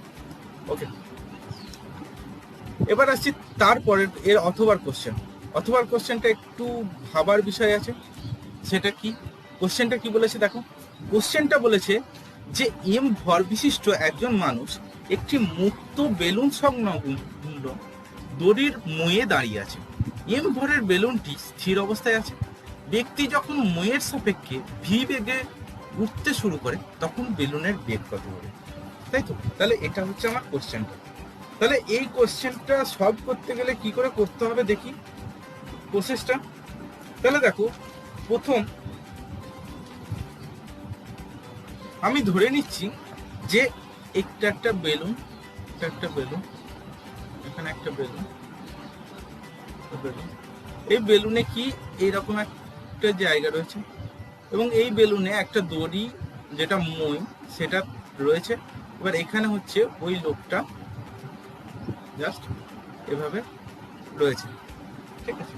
তাহলে এখানে কি বলছে যে এই আমি যদি এক্স ওয়াই অক্ষ কল্পনা করি তাহলে এটা এক্স, এটা হচ্ছে ওয়াই। তাহলে এই দিক বরাবর আই ভেক্টর, এই দিক বরাবর জে ভেক্টর। তাহলে এবার যদি কি বলেছে যে বেলুনটা যখন এম ভরের বেলুনটি স্থির অবস্থায় আছে, তাহলে প্রথমে স্থির অবস্থায় রয়েছে। বলছে ব্যক্তি যখন মুয়ের সাপেক্ষে ভি বেগে উপরে উঠতে শুরু করে তখন বেলুনের বেগ কি হবে। তাহলে ভি বেগে যদি এ উপরে উঠছে তার মানে আমার ওর ভি বেগে, তার মানে এর যে বেগটা হচ্ছে সেই বেগটা হচ্ছে কার সাপেক্ষে, এটা হচ্ছে বেলুনের সাপেক্ষে বেগ। তাহলে বেলুনের সাপেক্ষে বেগ মানে হচ্ছে ম্যান বেলুন, তার মানে এম বি লিখছি। এইটা ইকুয়াল টু কি হচ্ছে, এটা হচ্ছে ভি ইন্টু জে ক্যাপ, এটা লিখছি। এবার ধরে নিচ্ছি যে বেলুনটাও কি হয়েছে যে এই মানুষটার সাপেক্ষে নিচের দিকে নামছে, এবং সেই গতিটা যদি ক্যাপিটাল ভি হয় তাহলে কি হচ্ছে ভি বি এম, মানে এম এর রেসপেক্টে বি এর গতি, এইটা ইকুয়াল টু কি হচ্ছে minus V into J cap, নিচের দিকে নামছে। ওকে, এবার তাহলে এই ব্যক্তিটার অ্যাকচুয়াল গতি কত হবে? তাহলে ব্যক্তিটার অ্যাকচুয়াল গতি মানে ভি এম, এইটা ইকুয়াল টু কি হচ্ছে, এইটা ইকুয়াল টু হচ্ছে ভি মাইনাস ভি, এই দুটোর যোগ ইন্টু জে ক্যাপ, তার মানে এইটাই হচ্ছে ব্যক্তিটার অ্যাকচুয়াল গতি। তাহলে ব্যক্তিটার যদি এইটা অ্যাকচুয়াল গতি হয় তাহলে আমি এখন এখানে কি হচ্ছে, এখানে শুধুমাত্র ওয়াই অক্ষ বরাবর কাজ করছে, তার মানে এখানে কিন্তু বাইরে থেকে কোনো বল প্রযুক্ত হয়নি। তাহলে বাইরে থেকে কোনো যদি বল প্রযুক্ত না হয় তাহলে নিউটনের গতিসূত্র অনুসারে কি হচ্ছে যে রৈখিক ভরবেগের সংরক্ষণ সূত্র এখানে প্রযোজ্য হচ্ছে। তার মানে রৈখিক ভরবেগের সংরক্ষণ সূত্র যদি এখানে প্রযোজ্য হয় তার মানে এখানে কেসটা কি হচ্ছে যে প্রথমে স্থির অবস্থায় ছিল, তার মানে রৈখিক ভরবেগ প্রথমে 0। ওকে, তাহলে এইটা ইকুয়াল টু ব্যক্তির ভর যদি এম হয় তাহলে V minus V into J cap plus বেলুনের ভরবেগের কি চেঞ্জ হচ্ছে, বেলুনের ভর যদি ক্যাপিটাল এম হয় তাহলে minus V into J cap, এই জিনিসটা দাঁড়াচ্ছে, তাই তো?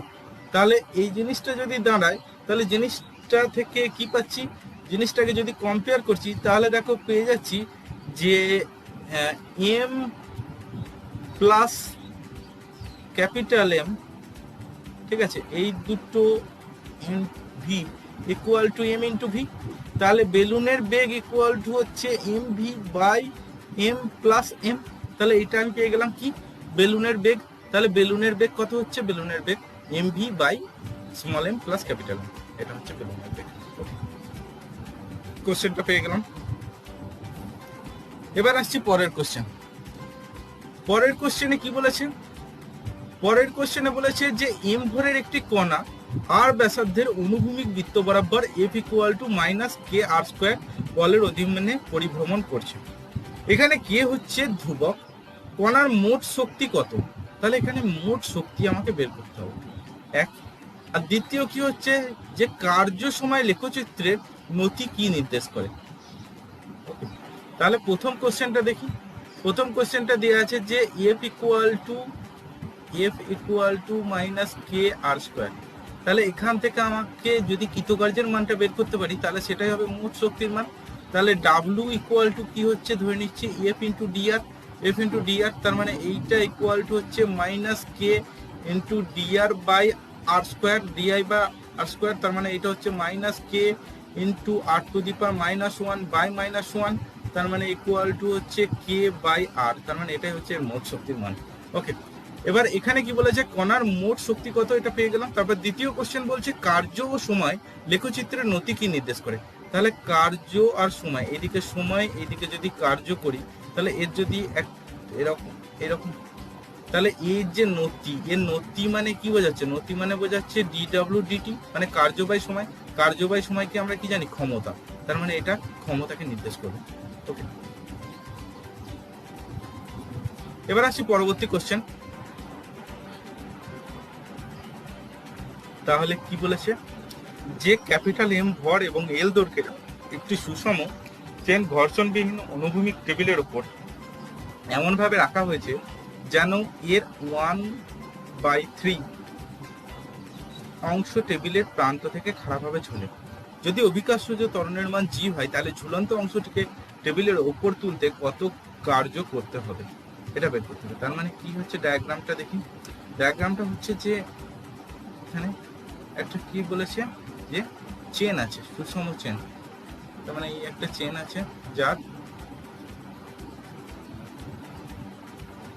L/3 অংশ এটা ঝুলছে, আর তাহলে বাকি রয়েছে 2L/3 অংশ টেবিলের ওপরে। ঠিক আছে, তাহলে চেনের ভর দিয়েছে কি, capital m, chain capital m. তাহলে প্রতি একক দৈর্ঘ্যে ভর কত হচ্ছে, প্রতি একক দৈর্ঘ্যে, প্রতি একক দৈর্ঘ্য, প্রতি একক দৈর্ঘ্যে ভর সমান হচ্ছে capital m by l, capital m by l. এবার বলছে যদি আমি ধরে নিচ্ছি যে এখানে কিছু পরিমাণ এক্স পরিমাণ আমি অংশকে তুলছি, তাহলে এক্স পরিমাণ অংশকে তুলতে আমার কত কৃতকার্য হবে সেটা আগে দেখব। তাহলে এক্স পরিমাণ, তার মানে এখানে এক্স বা ডিএক্স পরিমাণ তুলতে কত হচ্ছে, তাহলে আমি ধরে নিচ্ছি তাহলে এক্স ইকুয়াল টু কি হচ্ছে, এর ক্ষেত্রে এক্স ইকুয়াল টু দেওয়া আছে L/3, তাহলে ডিএল অংশ আমি ডিএক্স অংশ তুলতে চাইছি, তাই তো। তাহলে এর ক্ষেত্রে কৃতকার্য ডিডব্লিউ এই ছোট্ট পরিমাণের জন্য ডিডব্লিউ ইকুয়াল টু হচ্ছে কি, যে এফ ইন্টু ডিএক্স, মাইনাস কেন বসালাম, কারণ এটা ওপর দিকে তুলতে হচ্ছে, অভিকর্ষের বিরুদ্ধে করতে হচ্ছে কাজটা, তাই জন্য মাইনাস সাইনটা। ওকে, তাহলে এইটা equal to f equal to কি হচ্ছে, এফ ইকুয়াল টু এর ক্ষেত্রে হচ্ছে mg into x into dx minus, এটা হয়ে গেল। তাহলে মোট কৃতকার্য পুরোটাকে উঠাতে মোট কৃতকার্য কত হচ্ছে, মোট কৃতকার্য হচ্ছে ইন্টিগ্রেশন মাইনাস কোনখান থেকে, L/3 থেকে 0 করতে, একদম পুরোটা টেবিলের ওপর তুলতে। তার মানে mg x ইন্টু ডিএক্স, তার মানে এইটা ইকুয়াল টু হচ্ছে mg কি হচ্ছে x²/2, এর মানটা আপার লোয়ার লিমিট হচ্ছে L/3, আপার লিমিট হচ্ছে 0, তাই তো, মানটা সামনে মাইনাস আছে। তাহলে এইটা ইকুয়াল টু দাঁড়াচ্ছে যে mg L² বাই 2 ইন্টু 3² মানে 9। ওকে, তার মানে জিনিসটা কি দাঁড়ালো, জিনিসটা দাঁড়ালো এখন স্মল এম ইকুয়াল টু কি ধরেছিলাম, যে প্রতি একক দৈর্ঘ্যে ভর, সেটাই হচ্ছে স্মল এম। তার মানে এর জায়গায় মানটা যদি বসাই, তাহলে জিনিসটা দাঁড়াচ্ছে যে capital m into g into l divided by 18। তাহলে এইটা হয়ে গেল আমার কৃতকার্যের মানটা। ওকে, এবার পরের কোশ্চেন আসছি, তার আগে বোর্ডটা ক্লিয়ার করে নিই। তাহলে পরের কোশ্চেন কি আছে, 13 নম্বর কোশ্চেন। 13 নম্বর কোশ্চেনে কি বলছে, যে ল্যামির উপপাদ্যটি বিবৃত করো এবং ব্যাখ্যা করো। ওকে, হ্যাঁ, এই কোশ্চেনটার অ্যান্সার তোমাদের টেক্সট বুকে ভালো করে পেয়ে যাবে। সেখানে দেখবে যে তিনটে কি রয়েছে, যে তিনটে একযোগ বল কাজ করছে। যদি এই দিকে F1 কাজ করে, এই দিকে F2 কাজ করে, আর এই দিকে যদি F3 কাজ করে, এবং এই কোণটা যদি আলফা হয়, এই কোণটা যদি বিটা হয়, এবং এই কোণটা যদি গামা হয়, তাহলে ল্যামির উপপাদ্য থেকে আমরা পাই যে F1 by sine alpha equal to F2 by sine beta equal to F3 by sine gamma. ঠিক আছে, তো এইটা একটু দেখে নিও। ওকে, এবার এর অথবা কোশ্চেনটা আমরা দেখব। অথবা কোশ্চেনটা কি বলেছে, যে ক্যাপিটাল এম ভর আর ব্যাসার্ধের একটি নিডেড চোঙ অনুভূমিকভাবে অক্ষ সাপেক্ষে ঘুরতে পারে। একটি দীর্ঘ হালকা সুতো চোঙের উপর জড়িয়ে এর মুক্ত প্রান্তে এম ভরের একটি বস্তু ঝুলিয়ে দেওয়া হলো। ভরটিকে স্থির অবস্থা থেকে ছাড়া হলে এর ত্বরণ কত হবে? তাহলে আমাকে এইটা বের করতে হবে। ওকে, তাহলে ছবিটা কেমন হচ্ছে দেখি। তাহলে ছবিটা হচ্ছে যে এইরকম একটা চোঙ, এই চোঙটা কি, চোঙটা এর নিজের অক্ষ বরাবর ফ্রিলি ঘুরতে পারে, নিজের অক্ষ বরাবর ঘুরতে পারে, এটা কানেক্টেড আছে। এবার কি বলছে, একটা সুতোর সাহায্যে এর মধ্যে, একটা সুতোর সাহায্যে এর মধ্যে একটা ভর ঝোলানো আছে, ভর একটা, সেই ভরটা দিয়েছে কত ভর, ভরের মানটা দিয়েছে স্মল এম, স্মল এম, আর এর ভর দিয়েছে ক্যাপিটাল এম, এর ব্যাসার্ধ দিয়েছে আর ক্যাপিটাল আর। ওকে, তাহলে এর ক্ষেত্রে ত্বরণ মানে এর নিচের দিকে গেলে কত ত্বরণ হবে সেটা বের করতে হবে। তাহলে আমি ধরে নিচ্ছি এই যে দড়িটা, এই দড়িটার মধ্যে বা সুতোটার মধ্যে যে টানটা পড়বে সেটা হচ্ছে টি, ঠিক আছে। আর এইদিকে এম ভরটার ক্ষেত্রে নিচে কার্যকারী ওজন বল কি হচ্ছে এমজি, ওজনটা। তার মানে এর জন্য এম ভরটার যদি ত্বরণ হয় এ, তাহলে মানে MG minus T equal to হচ্ছে এম এ, এটা হচ্ছে, এটা 1 নম্বর সমীকরণ।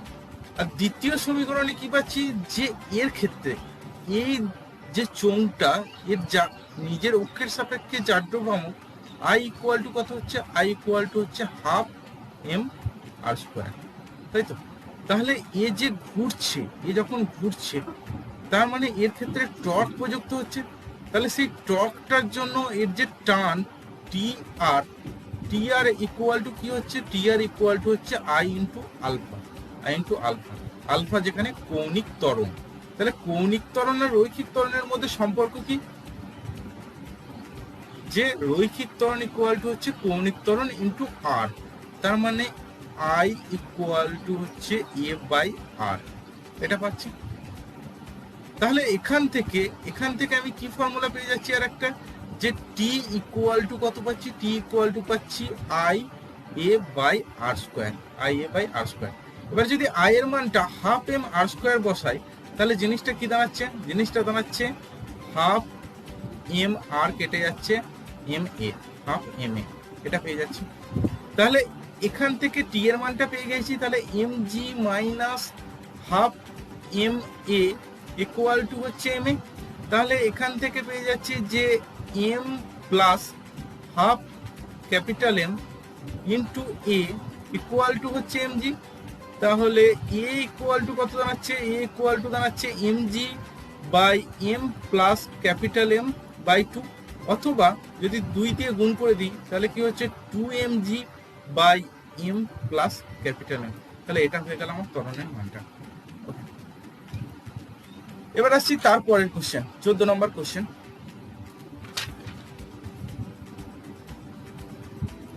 14 নম্বর কোশ্চেনে কি বলেছে, যে ডাব্লু ওজন ও আর ব্যাসার্ধের একটি চাকার সামনে এইচ উচ্চতার একটি বাধা আছে, পি মানের একটি অনুভূমিক বল চাকার কেন্দ্রে প্রয়োগ করা হলো। দেখাও যে চাকাটি বাধা অতিক্রম করতে পারবে যদি পি গ্রেটার দেন এটা হয়। এই কোশ্চেনে একটা ভুল আছে, সেটা কি, এই যে আর স্কোয়ার, এই আর স্কোয়ারের জায়গায় এটা এইচ স্কোয়ার হবে, ঠিক আছে, এটা এইচ স্কোয়ার হবে, এটা সবাই কারেক্ট করে নেয়। তাহলে এবার দেখি কোশ্চেনটার সলিউশন আমি কি করে করব।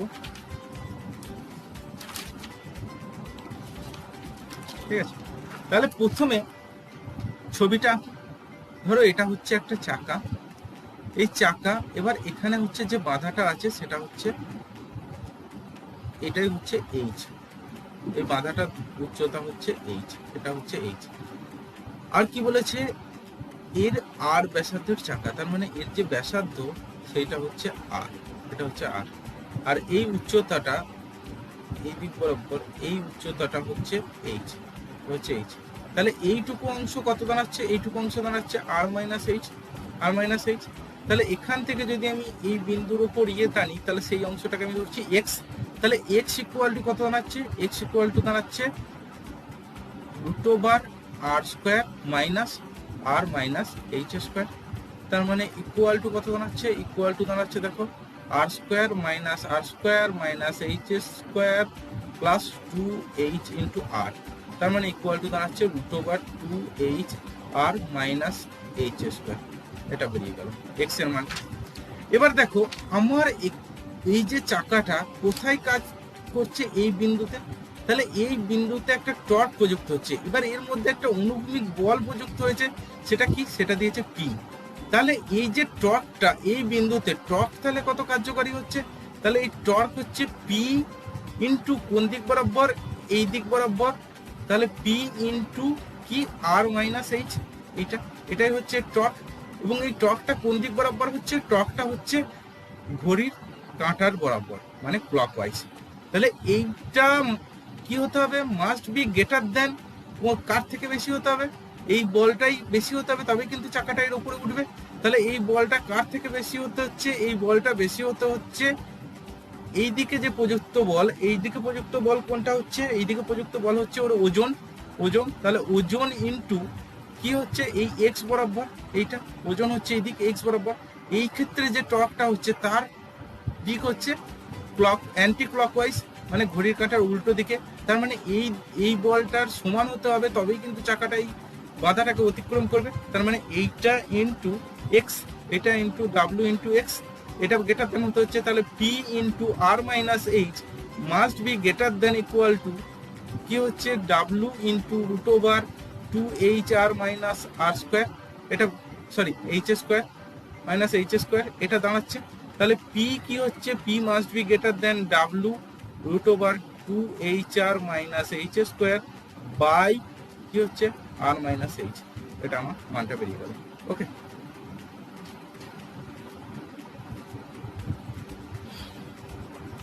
এবার আসছি পরের কোশ্চেন। পরের কোশ্চেন কি বলছে? জাড্য ভ্রামকের সংজ্ঞা দাও। তাহলে জাড্য ভ্রামক বলতে কি বোঝো? জাড্য ভ্রামক বলতে তোমরা সবাই কি বোঝো? এটা তো বই থেকেই ভালো করে পেয়ে যাবে। ঠিক আছে, তোমাদের প্রত্যেকের বই একবার খুলে দেখো। ঠিক আছে, তাও আমি একবার বলে দিচ্ছি যে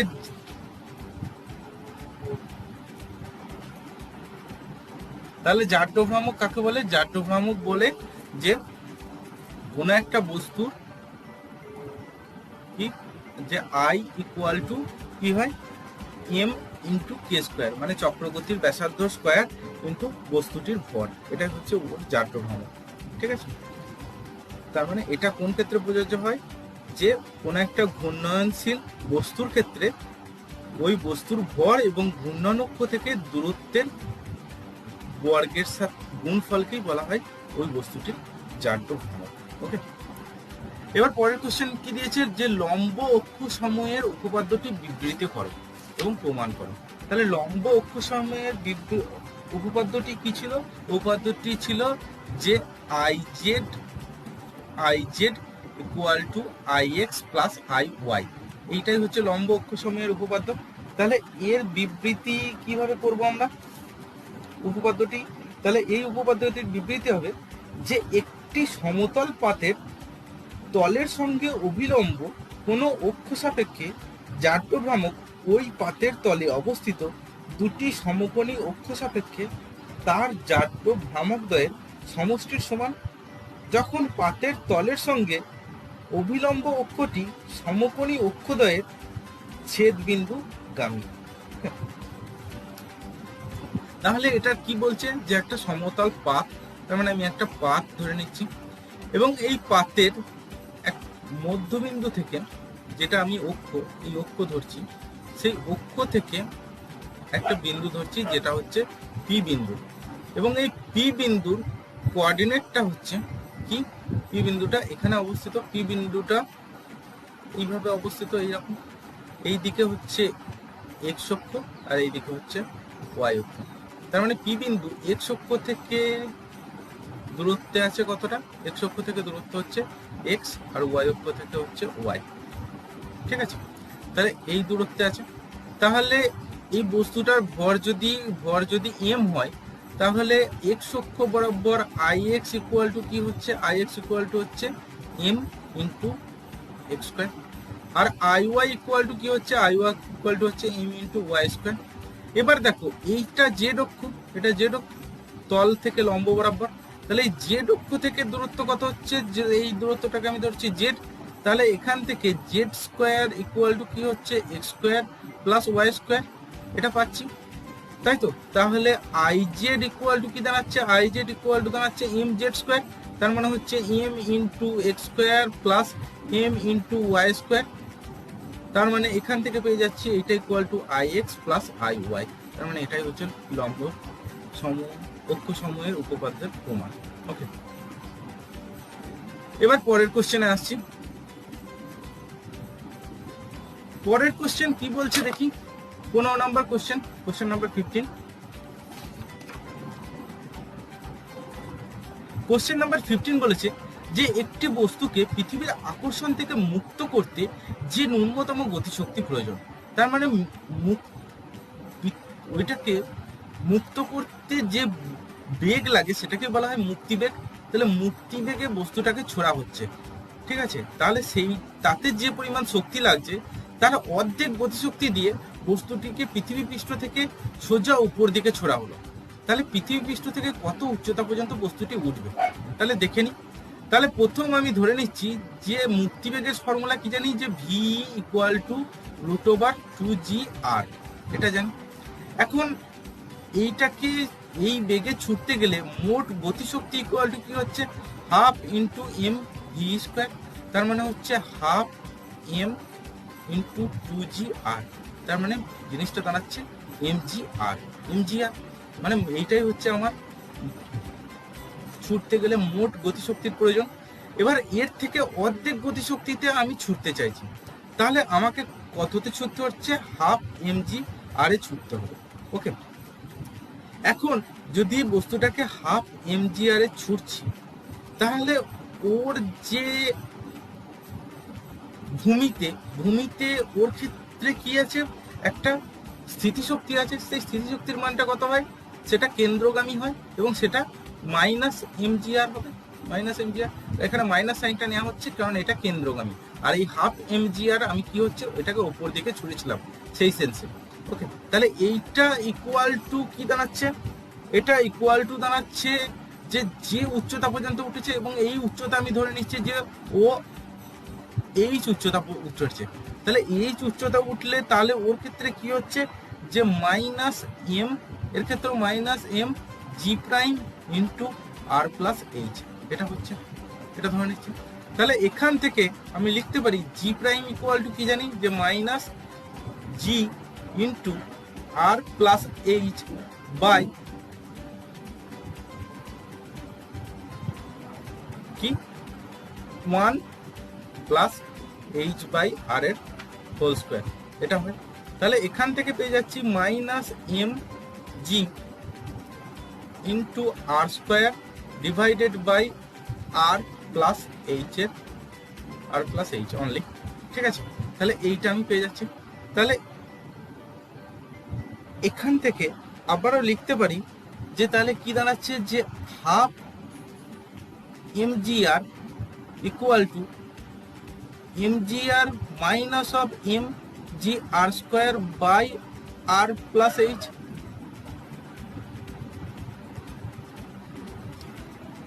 এটা লিখছি।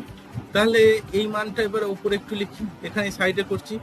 তাহলে হাফ mgr ইকুয়াল টু কি দাঁড়াচ্ছে, ইকুয়াল টু দাঁড়াচ্ছে mgr যদি কমন নিই, mgr কমন নিলে কি হচ্ছে 1 minus R by R plus h, r plus h, এইটা দাঁড়াচ্ছে। তার মানে এইটা ইকুয়াল টু হচ্ছে mgr into H by R plus h, r plus h. তার মানে আর আর কেটে যাচ্ছে, mgr কেটে যাচ্ছে, তার মানে জিনিসটা দাঁড়াচ্ছে কি, যে half equal to h by R plus h, h by R plus h. তার মানে এই ওপরটাই লিখছি, যে তাহলে কি হচ্ছে, যে আর প্লাস এইচ ইকুয়াল টু হচ্ছে 2h, তার মানে আর ইকুয়াল টু হচ্ছে এইচ, তার মানে এইচ ইকুয়াল টু কি দাঁড়াচ্ছে, এইচ ইকুয়াল টু দাঁড়াচ্ছে আর, তার মানে আর উচ্চতায় ছুটতে হবে। ওকে,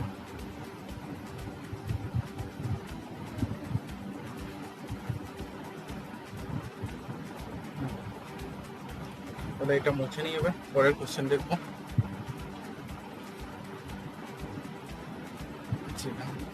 তাহলে এবার পরের কোশ্চেন বলছে 16 নম্বর কোশ্চেনে যে মুক্তিবেগের সংজ্ঞা দাও এবং এর রাশিমালা নির্ণয় করো। তাহলে মুক্তিবেগের সংজ্ঞা কি?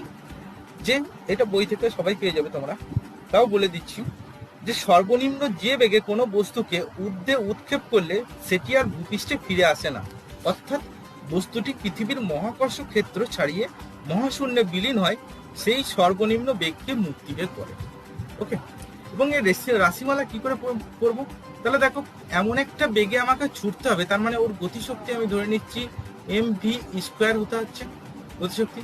তাহলে এই গতিশক্তিতে এবং যখন ভূপৃষ্ঠে আছে তখন ওর স্থিতিশক্তির মান হচ্ছে কি, যে mg ইন্টু r, এটা হচ্ছে স্থিতিশক্তি। এবং যেটা নিচের দিক বরাবর কেন্দ্র বরাবর পৃথিবীর কেন্দ্রগামী, তাই মাইনাস সাইন। এই তাহলে ওকে এমন একটা ক্ষেত্রে পাঠাতে হচ্ছে যেখানে ওর স্থিতিশক্তি, মহাকর্ষীয় স্থিতিশক্তি 0, তার মানে সেইটা ইকুয়াল টু এটা 0, তার মানে এইটা ইকুয়াল টু হচ্ছে half mv square equal to হচ্ছে mg ইন্টু r, তার মানে ভি স্কোয়ার ইকুয়াল টু হচ্ছে 2g ইন্টু r, তার মানে ভি ইকুয়াল টু হচ্ছে √2g। তাহলে পরের কোশ্চেনটা এবার দেখি। পরের কোশ্চেন অর্থাৎ অথবাটা 16 অথবা কি আছে, যে একটি বস্তু ইউ প্রাথমিক বেগে উলম্বভাবে ঊর্ধ্বমুখে উৎক্ষিপ্ত হলো, দেখাও যে বস্তু যে সর্বোচ্চ দূরত্ব এইচ পর্যন্ত উপরে ওঠে তার মান কত হবে। তাহলে আমি ধরে নিচ্ছি যে ইউ বেগে যদি ছোড়া হচ্ছে, তাহলে ধরে নিচ্ছি যে ওর যে গতিশক্তি সেটা হচ্ছে হাফ এম ইউ স্কোয়ার এটা। তাহলে প্রথমে স্থিতিশক্তি কি ছিল ভূপৃষ্ঠে, mg r এটা। আর উপরে যখন সর্বোচ্চ উচ্চতায় উঠছে এবং সেই উচ্চতা আমি ধরে নিচ্ছি এইচ উচ্চতা, তাহলে সেই উচ্চতায় ওর কি হচ্ছে যে mg into g prime into r plus H, এটা হচ্ছে ওর স্থিতিশক্তি।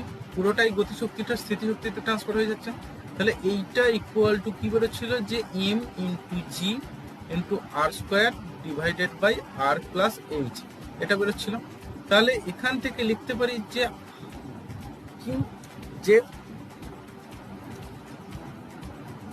যদি দুপক্ষে গুণ করে দিই তাহলে কি হচ্ছে দেখি, যে half M you square equal to কি হয়ে যাচ্ছে দেখি mg আর কমন নিয়ে নিলাম, তাহলে কি হয়ে যাচ্ছে যে 1 minus R by R plus H, এটা দাঁড়াচ্ছে। তাহলে এইটা ইকুয়াল টু হচ্ছে যে mg R into H by R plus H, এটা বেরোলো। তাহলে দুটোকে যদি গুণ করি তাহলে কি হয়ে যাচ্ছে দেখি, তাহলে এইটা হয়ে যাচ্ছে r plus h into m you square equal to কি হচ্ছে mg 2 into mg r H. তাহলে দেখো এবার কেটে যাচ্ছে, কেটে যাচ্ছে, এটা হয়ে যাচ্ছে R U square plus U square H equal to 2mg R H.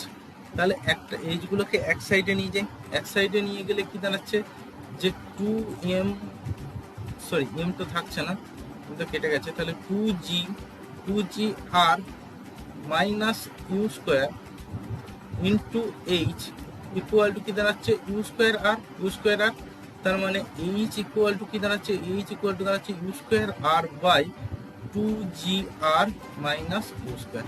এটা আমার সম্পর্কটা বাড়ি। ওকে, এবার আসছি তারপরের কোশ্চেন,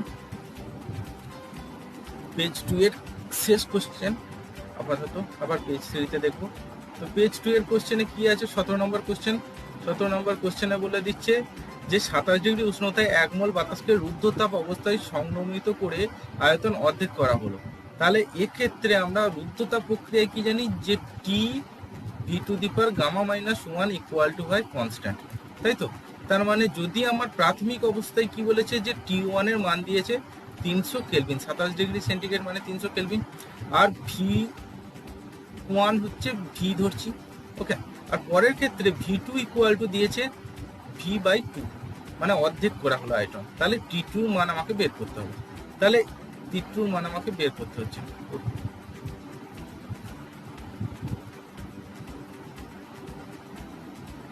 কোশ্চেন মার্ক রইল। তাহলে আমার এখান থেকে কি পেয়ে যাচ্ছি যে T one V one gamma minus one equal to T two V two gamma minus one. তার মানে V two V one by V two to the power gamma minus one into T one equal to বেরোয় গেল আমার টি two মানটা, তাই তো। তাহলে এখানে যদি মানটা বসিয়ে দিই প্রত্যেকটা, তাহলে ইকুয়াল টু হচ্ছে 300 ইন্টু এর মানটা হচ্ছে দেখো, তাহলে V one by V two, তার মানে ভি বাই টু, তার মানে এটাই হয়ে যাচ্ছে গামা। গামার মান আমি বায়ুর ক্ষেত্রে বাতাসের ক্ষেত্রে 1.4 ধরছি, তাহলে 1.4 মাইনাস 1, তার মানে ইকুয়াল টু হয়ে যাচ্ছে 2 টু দি পাওয়ার 0.4 ইন্টু 300, তার মানে অ্যাবাউট হয়ে যাচ্ছে 395.8 কে। তার মানে এইটার মানটা বেরোচ্ছে, তার মানে 122.8 K degree centigrade, sorry degree centigrade. তাহলে এটা আমার বেড়ে গেল অন্তিম উষ্ণতা। এবার বলছে কৃতকার্য কত হবে, তাহলে দেখি কৃতকার্যটা। তাহলে এর ক্ষেত্রে কৃতকার্যের মান আমরা কি জানি, কৃতকার্য ডাব্লিউ ইকুয়াল টু রুদ্ধতাপের ক্ষেত্রে যে কৃতকার্য ইকুয়াল টু হচ্ছে যে কি, যে R divided by 1 minus gamma into T two minus T one. এখন টি টু মানটা কত পেয়েছি, 8 এর মান হচ্ছে 3.814 এত জুল, ডিভাইডেড বাই এটার মান হচ্ছে -0.4 আর এটার মান হয়ে যাচ্ছে 395.8 মাইনাস যেটা বেরিয়েছে আর হচ্ছে 300 এটা। তার মানে এইটা মানটা ইকুয়াল টু অ্যাবাউট বেরোচ্ছে 8.314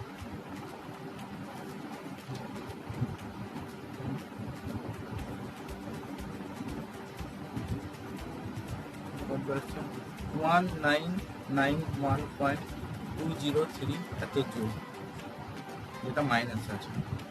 এটা হচ্ছে কৃতকার্য মানটা বেরিয়ে গেছে। ওকে, এবার আসছি পরের পেজে।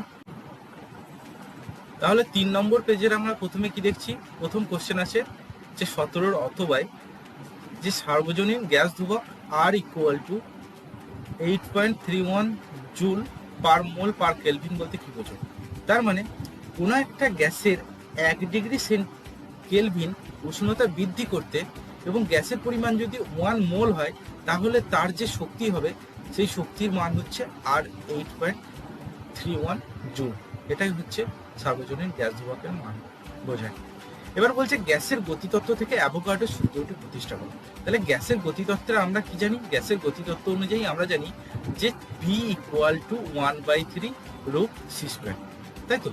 তাহলে এবার যদি আমি একটা পি কে যদি গুণ করি ভি দিয়ে, তাহলে ইকুয়াল টু কি হচ্ছে 1/3 ভি ইন্টু রো, মানে হচ্ছে ভর, মানে গ্যাসের মোট ভর, তাহলে এইটা ইন্টু সি স্কোয়ার।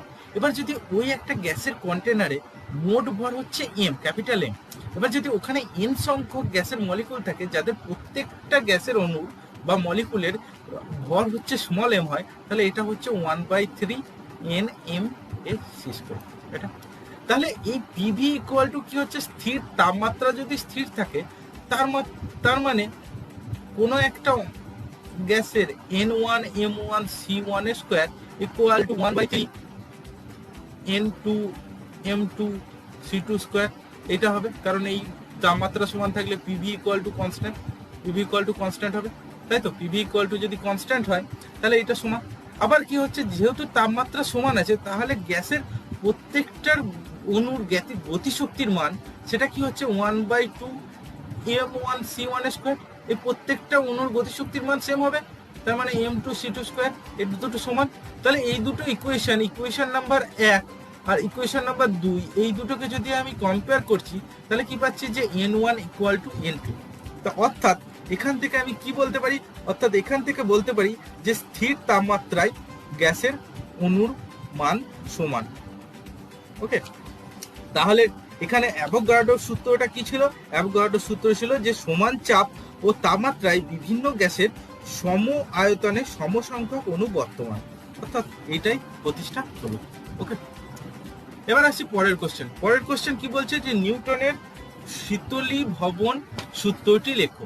তাহলে নিউটনের শীতলীভবন সূত্রটা কি বলে আমি বলে দিচ্ছি, তোমরা বইয়েও পেয়ে যাবে, যেটা এবছরের সিলেবাস থেকে বাদ গেছে। তো নিউটনের শীতলীভবন সূত্র হচ্ছে কোনো বস্তুর শীতলতার হার বস্তুর নিজস্ব তাপমাত্রা ও পরিপার্শ্বের তাপমাত্রার পার্থক্যের সমানুপাতিক। ওকে, এটাই হচ্ছে নিউটনের শীতলীভবন সূত্র। এবার পরের কোশ্চেন আসছে যে স্টিফান বোলজম্যান সূত্র থেকে নিউটনের শীতলীভবন সূত্রটি প্রমাণ করো। তাহলে স্টিফান বোলজম্যান সূত্র থেকে নিউটনের শীতলীভবন সূত্র, স্টিফান বোলজম্যান সূত্রটা কি ছিল? যে কোনো এক পরিপার্শ্বের তাপমাত্রা যদি T0 হয় বা পরিবেশের তাপমাত্রা যদি T0 হয় এবং কোনো বস্তুর তাপমাত্রা যদি T হয়, তাহলে প্রতি সেকেন্ডে যে পরিমাণ তাপ বেরোবে কোনো বস্তু থেকে, সেই তাপের পরিমাণ E equal to sigma into T⁴ minus T⁴। এটা হচ্ছে, যেখানে সিগমাটা কি বলে?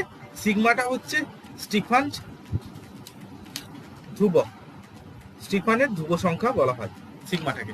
ঠিক আছে, তাহলে একটা জিনিস দেখো, এটাকে আমি কিভাবে লিখতে পারি? এটাকে লিখতে পারি sigma into T minus T0 into T³ plus T² T0 plus T⁴² plus T⁵³ এটা। এখন কি, এখন যদি T মাইনাস T0 এর মানটা খুবই ছোট হয়, মানে অফ দি অর্ডার অফ 0 হয়, তাহলে আমরা লিখতে পারি কি T of the order of T0, T of the order of T0। তার মানে এখানে এই যে মানগুলো, এগুলো প্রত্যেকটা T0 হয়ে যাচ্ছে। তাহলে জিনিসটা কি দাঁড়াচ্ছে? এই সম্পর্কটাই তখন দাঁড়াচ্ছে যে sigma into T minus T0 into 4T⁵। এবার সিগমা ইন্টু 4T⁵, এটাকে যদি কনস্ট্যান্ট কে ধরি একটা, তাহলে টি মাইনাস T0 এটা, অর্থাৎ এই যে ই ইকুয়াল টু এটা বেরোলো, অর্থাৎ কি বেরোলো? যে শীতলতার হার বস্তুর নিজস্ব তাপমাত্রা ও পরিবেশের তাপমাত্রার পার্থক্যের সমানুপাতিক। এটাই হচ্ছে নিউটনের শীতলতার সূত্র বা শীতলীভবন সূত্র। ওকে, এবার পরের কোশ্চেনে আসছি। পরের কোশ্চেনে কি বলছে? যে গ্যাসের দুই ধরনের আপেক্ষিক তাপের অস্তিত্বের কারণ কি? 18 অথবাটা। তাহলে আমরা কি জানি আপেক্ষিক তাপ বলতে কি বোঝায়? যে একক ভরে কোনো গ্যাসের 1 ডিগ্রি উষ্ণতা বৃদ্ধিতে যে তাপের প্রয়োজন হয় তাকেই বলা হয় আপেক্ষিক তাপ। এবার দেখো গ্যাসের ক্ষেত্রে কি হয়? গ্যাসের ক্ষেত্রে যে জানি PV equal to constant, PV equal to constant, তাই তো?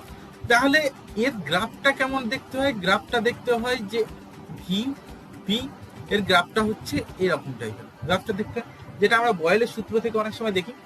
তাহলে এখানে একটা জিনিস দেখো, যে যদি আমরা তাপমাত্রা বৃদ্ধি করি, ঠিক আছে, তাহলে এইটা ইকুয়াল টু কি হচ্ছে? আর ইন্টু টি। এবার টি যদি বৃদ্ধি পায়, তার মানে এই যে জিনিসটা এখানে পিও বৃদ্ধি হতে পারে বা ভিও বৃদ্ধি হতে পারে, মানে দুটোর মধ্যে যে কোনো বৃদ্ধি হতে পারে। তাহলে আমার যেটা এখানে দুটো ভেরিয়েবল চলে আসছে, দুটো ভেরিয়েবল চলে এলে আমার সম্পর্কটা ঠিকঠাক বলা যাচ্ছে না, আপেক্ষিক তাপের যে রিলেশন ডেফিনেশনটা ওটা ঠিকঠাক হচ্ছে না। তাই জন্য আমাকে কি করতে হচ্ছে? একবার স্থির আয়তন ধরে বলতে হচ্ছে, একবার স্থির চাপ ধরে বলতে হচ্ছে, তাই তো? তাহলে তাই জন্যই আমার এই দু ধরনের আপেক্ষিক তাপের অস্তিত্ব আসছে। ওকে, এবার পরের কোশ্চেন দিয়েছে যে এক মোল আদর্শ গ্যাসের ক্ষেত্রে C p minus CV equal to R সম্পর্কটি প্রতিষ্ঠা করো। ঠিক আছে, যেখানে সংকেতগুলো প্রচলিত অর্থ বহন করবে। ওকে, তাহলে দেখি। তাহলে দেখো আমরা কি জানি? যে যে তাপগতিবিদ্যার প্রথম সূত্র অনুযায়ী কি জানি? যে ডিকিউ পরিমাণ তাপ যদি কোনো এক সিস্টেমকে দিই, তাহলে ওর প্রথমে অভ্যন্তরীণ শক্তি বৃদ্ধি হয় এবং তারপরে কার্য হয়, তাই তো? এখন এইটা ইকুয়াল টু আমরা লিখতে পারি DU plus P into DB, কারণ কার্য equal to P into DB হয়। ওকে, এবার যদি আমি কি করি যে স্থির আয়তনে ওর উষ্ণতা বৃদ্ধি করি, তাহলে সেখান থেকে আমি কি পাচ্ছি দেখো, সেখান থেকে স্থির আয়তন করলে ডিভি ইকুয়াল টু কি হয়ে যাচ্ছে, ডিভি ইকুয়াল টু 0 হয়ে যাচ্ছে। তখন এই যে সম্পর্কটা তখন কি দাঁড়াচ্ছে, এই সম্পর্কটা তখন দাঁড়াচ্ছে অনলি ডি কিউ, তার মানে D Q equal to D U হয়ে যাচ্ছে স্থির আয়তনে। তাহলে এবার আমরা কি জানি যে আপেক্ষিক তাপ মানে 1 ডিগ্রি উষ্ণতা বৃদ্ধিতে যে তাপের পরিমাণ বৃদ্ধি হচ্ছে, তাই তো, যে তাপের প্রয়োজন হচ্ছে, তার মানে আমার স্থির আয়তনে সিভি ইকুয়াল টু কি হচ্ছে, সিভি ইকুয়াল টু হচ্ছে D Q DT at constant volume, তাই তো। তাহলে এইটা ইকুয়াল টু এখান থেকে লিখতে পারি ডি কিউ ইকুয়াল টু কি হচ্ছে সিভি ইন্টু ডিটি। তাহলে এখান থেকে দুটোকে কম্পেয়ার করলে এইটা ইকুয়াল টু হচ্ছে ডিইউ, এটাই হচ্ছে ডিইউ, কারণ ডিভি ইকুয়াল টু 0। আবার কনস্ট্যান্ট প্রেসার, কনস্ট্যান্ট সিপি স্থির চাপে আপেক্ষিক তাপ, সেটা ইকুয়াল টু কি জানি যে DQ by DT at constant pressure.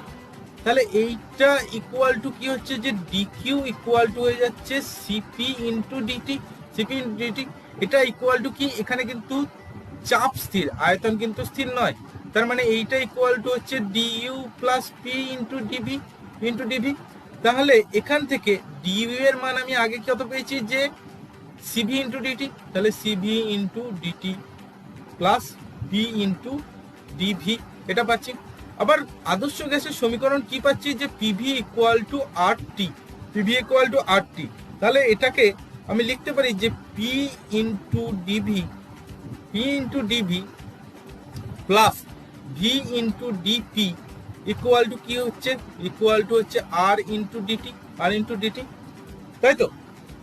তাহলে আর ইন্টু ডিটি যদি হয়, এবার যদি চাপটাকে স্থির করি মানে ডিপি ইকুয়াল টু 0 করি, ডিপি ইকুয়াল টু 0 করলে কি হচ্ছে পি ডিভি ইকুয়াল টু হচ্ছে আর ডিটি, তার মানে এখানে তখন আমি করতে পারি যে CV into DT plus R into DT, তার মানে এখানে সম্পর্কটা তখন কি হয়ে যাচ্ছে দেখো, CP minus CV into DT equal to R DT, তার মানে CP minus CV equal to হয়ে যাচ্ছে আর, এটাই আমার সম্পর্কটা বেরিয়ে গেল। ওকে, তাহলে এবার আমরা দেখবো গ্রুপ ডির কোশ্চেন গুলো।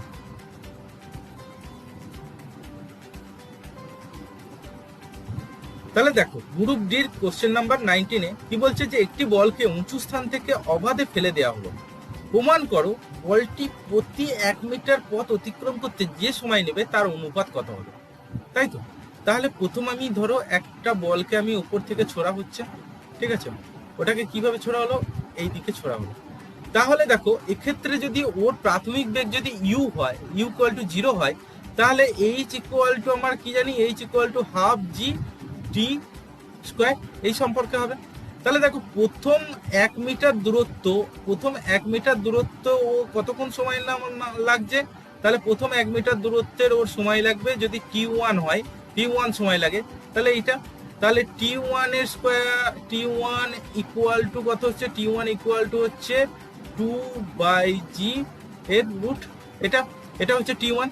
এবার পরের আরো 1 মিটার দূরত্ব, মানে মোট দূরত্ব হচ্ছে 2 মিটার, প্রথমে 1 মিটারে হচ্ছে T1, তারপরে আরো এটা 1 মিটার, তারপরে আরো 1 মিটারের জন্য হচ্ছে এটা যদি হয়, এই পুরোটা যদি আমি ধরছি এটা হচ্ছে T1 প্রাইম, এটা যদি T1 প্রাইম হয়, তাহলে T1 প্রাইম ইকুয়াল টু কি হবে, তাহলে T1 প্রাইম ইকুয়াল টু হচ্ছে দেখো, তাহলে এখানে 2, তার মানে 4 এর জি, এইটা হচ্ছে T1 প্রাইম।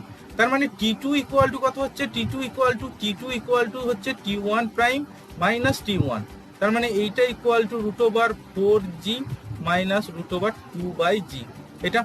এইভাবে তোমার T3 এর মান কত বেরোবে, T3 এর মান বেরোবে √6/g মাইনাস √4/g, ঠিক আছে।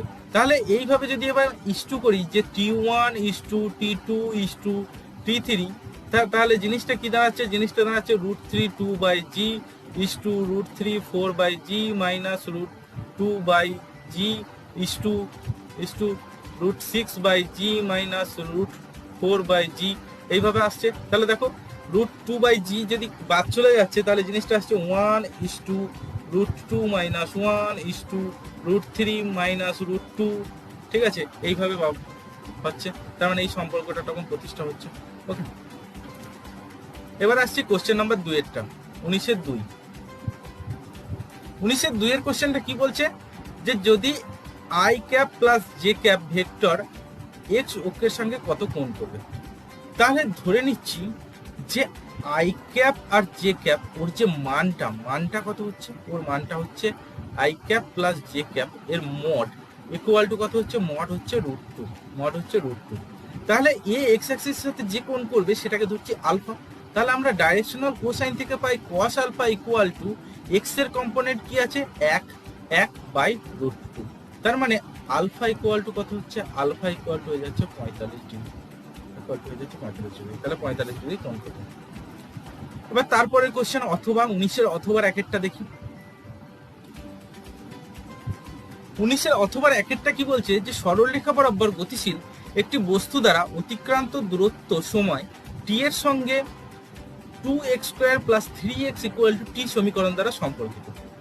ভি কোনো এক মুহূর্তে বস্তুর বেগ নির্দেশ করলে প্রমাণ করো বস্তুটির ত্বরণ কত হবে। তাহলে দেখে নি, তাহলে দেখো আমি কি পাচ্ছি, যে 2x² + 3x = t, এটা আমার সমীকরণ। তাহলে এখান থেকে আমি যদি ডেরিভেটিভ করি তাহলে কি হচ্ছে, যদি প্রথমে এটাকে dx দিয়ে ডেরিভেটিভ করছি প্রত্যেকটাকে, তাহলে জিনিসটা কি দাঁড়াচ্ছে, যে এটা হচ্ছে 4x + 3 = dt/dx, তাই তো। তাহলে dx dt কত হচ্ছে, dx/dt এটাই হচ্ছে v, তাহলে এটা ইকুয়াল টু হচ্ছে 1/4x + 3, তাই তো। তাহলে আবার যদি dv/dt করি, dv/dt বা dv/dx করি, dv/dx করছি, তাহলে dv/dx ইকুয়াল টু আমার কত দাঁড়াচ্ছে দেখি। তাহলে dv/dx ইকুয়াল টু আমার দাঁড়াচ্ছে যে -1/4x + 3 হোল স্কোয়ার ইন্টু 4, এটা দাঁড়াচ্ছে, তাই তো। এখন আমি ত্বরণ এ ইকুয়াল টু কি জানি, এ ইকুয়াল টু জানি ভি ইন্টু dv/dx, তাহলে ভি এর মান কত আছে, ভি এর মান আছে 1/4x + 3, এইটা এর সাথে হচ্ছে -4/4x + 3 হোল স্কোয়ার, তার মানে ইকুয়াল টু কত দাঁড়াচ্ছে, -4, ভি এই মানটা ভি এ যদি বসাই তাহলে -4 × 4x + 3 কিউব, তার মানে এটাকে আবার লিখতে পারি যে -4/4x + 3, আর উপরে যদি ভি স্কোয়ার লিখি তাহলে এইভাবেও লিখতে পারি। তাহলে এটাই আমার প্রমাণিত হয়ে গেল। ওকে, এবার আসছি পরবর্তী কোশ্চেন, অথবা 19-এর অথবা 2-একটা। 19-এর অথবা 2-একটা কি দেওয়া আছে, যে যদি a.b দুটো এর mod equal two a × b হয়, তবে এ ও বি ভেক্টরের লব্ধি ভেক্টরের মান কত হবে। তাহলে এইটা যদি হয় তাহলে কি হচ্ছে, ab cos θ ইকুয়াল টু হচ্ছে ab sin θ, যেখানে থিটা হচ্ছে এ এবং বি এর মধ্যবর্তী কোণ। তাহলে কি হচ্ছে, tan θ ইকুয়াল টু হচ্ছে 1, তার মানে হচ্ছে থিটা ইকুয়াল টু হচ্ছে 45 ডিগ্রি, থিটা ইকুয়াল টু 45। তাহলে থিটা যদি 45 হয়ে যায় তাহলে A vector plus B vector এদের লব্ধির মানটা কত হচ্ছে, লব্ধির মানটা হচ্ছে a² + b² + 2ab cos θ, তার মানে 2ab cos 45, তার মানে হচ্ছে √2ab, তাহলে এটাই হচ্ছে লব্ধির মানটা। ওকে,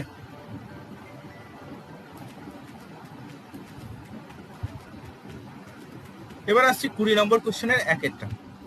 20 নম্বরের একেরটা কি বলেছে, দুটি স্প্রিং এর বল ধ্রুবক যথাক্রমে দিয়ে দিয়েছে, যে k1 ইকুয়াল টু দিয়েছে 1500 নিউটন/মিটার আর k2 ইকুয়াল টু দিয়েছে 3000 নিউটন/মিটার। এবার বলছে উভয় স্প্রিংকে একই বল দ্বারা টানা হলো, বলছে একই বল দ্বারা যদি টানা হয় তাহলে কি হচ্ছে, F ইকুয়াল টু আমরা কি জানি -k × x, তার মানে k1 × x1 equal to -k2 × x2, এটা হয়। তাহলে এইটা ইকুয়াল টু হচ্ছে যে k1 x1 আর x2 এর মধ্যে সম্পর্ক কি দাঁড়াচ্ছে, যে x1/x2 ইকুয়াল টু হচ্ছে k2/k1, তার মানে k2 মান আছে 3000/1500 মানে 2, তার মানে x1/x2 = 2 পেয়ে গেলাম। এবার বলছে স্প্রিং দুটির স্থিতিশক্তির মান আমরা কি জানি, তাহলে প্রথমটা স্থিতিশক্তি u1 = কি হবে, হাফ k1 x1 এর স্কয়ার। এটা তাহলে u1/e2 করছি, u1/e2 তার মানে এর ক্ষেত্রে হাফ k2 × x2 স্কয়ার। এটা হচ্ছে, তাহলে এটা যদি করছি তাহলে এখান থেকে আমি কি পেয়ে যাচ্ছি, দেখো হাফ হাফ কেটে যাচ্ছে, তাহলে k1/k2 × x1/x2 হোল স্কয়ার। তাহলে k1/k2 মানে কত হচ্ছে, k1/k2 মানে হচ্ছে 1/2, 1/2 × 2 স্কয়ার মানে হচ্ছে 4, তার মানে ইকুয়াল 2 স্কয়ার, তার মানে ইকুয়াল টু হচ্ছে 4, তাহলে 4 হলে মানে ইকুয়াল টু হচ্ছে 2, তার মানে এর মানও বেরিয়ে গেল 2। ওকে, এবার পরের কোশ্চেন কি বলছে দেখি, বোর্ডটা ক্লিয়ার করি। পরের কোশ্চেন বলছে 4টি তারের ভার এবং বিস্তৃতি লেখচিত্র দেওয়া আছে, কোন তারটি সবচেয়ে সরু, তাই তো। তাহলে এখানে ছবিটাতে দেখো বোঝা যাচ্ছে যে ভার দিচ্ছে, তার মানে ভার দিচ্ছে মানে প্রতি প্রস্থচ্ছেদে, প্রতি একক প্রস্থচ্ছেদে বা ক্ষেত্রফলে ওর পীড়ন হচ্ছে, তাহলে এইদিকে পীড়ন, এইদিকে হচ্ছে বিস্তৃতি বা বিকৃতি, ঠিক আছে। তাহলে মানে কিভাবে বৃদ্ধি হচ্ছে বাড়াটা, তাহলে দেখো যদি মোটা তার হয় তাহলে তার ক্ষেত্রে বেশি পরিমাণে ওয়েট রাখতে পারবে, তার মানে বেশি ওয়েটে ওর বিস্তৃতি বা কম হবে, তাই তো। তার মানে এটা হচ্ছে মোটা আর ডিটা কি হচ্ছে, ডিটা হচ্ছে সরু, তার মানে ডি হচ্ছে তারটি সবচেয়ে সরু, ঠিক আছে, মানে কম ভারেই এর বিস্তৃতি বেশি হচ্ছে। ওকে, এবার আসছি পরের কোশ্চেন। পরের কোশ্চেন কি বলছে যে প্রান্তীয় বেগ কাকে বলে, প্রান্তীয় বেগ কাকে বলে, তাই তো। তাহলে দেখো যখন কোনো ক্ষুদ্র বস্তু, কোনো প্রবাহী দ্রব্য মানে যেটা তরল এবং গ্যাস, ওকে, ভিতর দিয়ে পড়ে, তখন পতনশীল বস্তু এবং তার সঙ্গে সংস্পর্শযুক্ত তরল বা গ্যাসের স্তরকে নিজের সঙ্গে সমবেগে টেনে নিয়ে চলে যায়। কিন্তু বস্তু থেকে পাত্রে দেওয়া পর্যন্ত বিভিন্ন স্তরের তরলের বেগ ক্রমশ কমে আসে, ফলে ওই বস্তু তরলের বা গ্যাসের বিভিন্ন স্তরের ভিতর একটি আপেক্ষিক গতি সৃষ্টি করতে প্রয়াস পায়। ওকে, কিন্তু মাধ্যমের সান্দ্রতা ওই আপেক্ষিক গতির বিরুদ্ধে বাধার উৎপত্তি করে। বস্তুর গতিবেগ বৃদ্ধির সঙ্গে সঙ্গে সান্দ্রতার দরুন এই বিরুদ্ধ বলও বৃদ্ধি পায়, এবং বস্তু যদি খুব ক্ষুদ্র হয় তাহলে এই বিরুদ্ধ বল শীঘ্রই বস্তুর গতি সৃষ্টিকারী বলের সমান হয়ে পড়ে। তখন বস্তুর ওপর কার্যকর বলের পরিমাণ শূন্য হয় এবং বস্তু স্থির বেগে পড়তে থাকে। বস্তুর এই স্থির বেগকে বলা হয় প্রান্তিক বেগ, ঠিক আছে, বা প্রান্তীয় বেগ। এবার কি বলেছে যে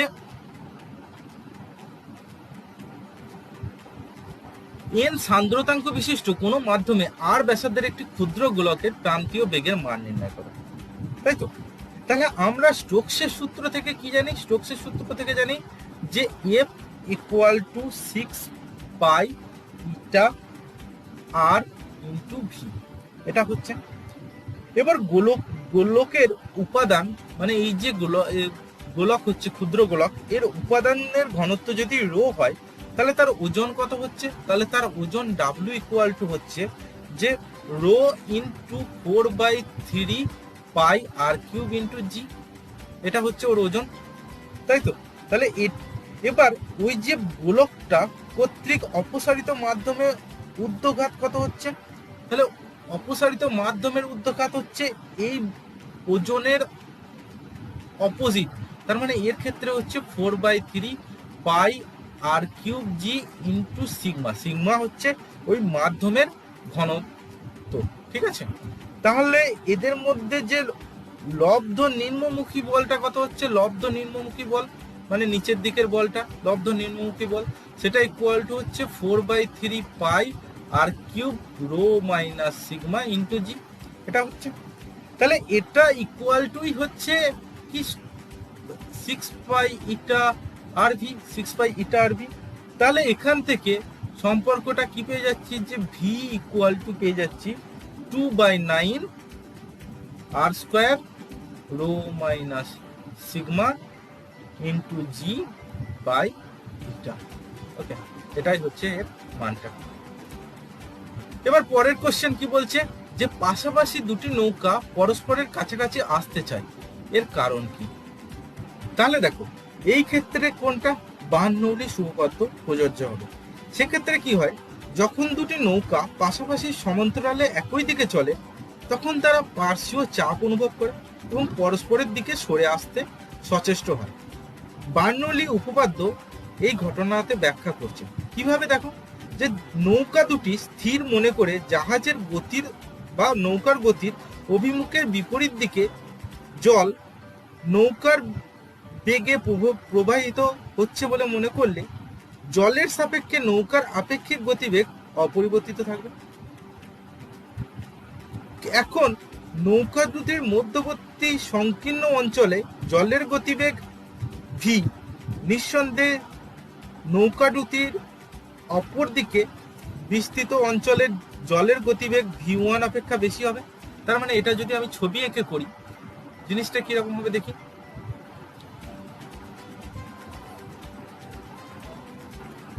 জিনিসটা হচ্ছে যে ধরো এইটা একটা নৌকা, এটা একটা নৌকা, আর এটা একটা নৌকা, দুটো নৌকা একই দিকে গতিশীল।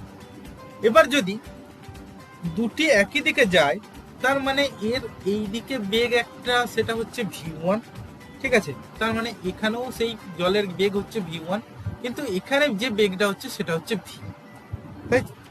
তাহলে বার্নৌলির উপপাদ্য অনুযায়ী কি হচ্ছে, যে মধ্যবর্তী অঞ্চলে চাপ নৌকা দুটির অপর পাশের চাপ অপেক্ষা কম হবে এবং এই বর্ধিত পার্শ্বীয় চাপের ফলে নৌকা দুটি পরস্পরের দিকে সরে আসার প্রবণতা অনুভব করবে। তার মানে ওরা একে অপরের দিকে এইভাবে চাপ অনুভব করবে, ওই দিকে দুজনে একে অপরের কাছে আসার চেষ্টা করবে। ওকে, এবার আসছে 21 কোশ্চেনটা।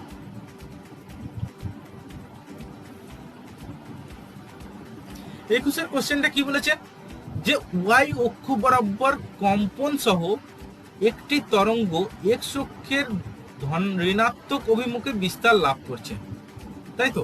এবার বলছে বিস্তার ও কম্পাঙ্ক তরঙ্গ দৈর্ঘ্য যথাক্রমে।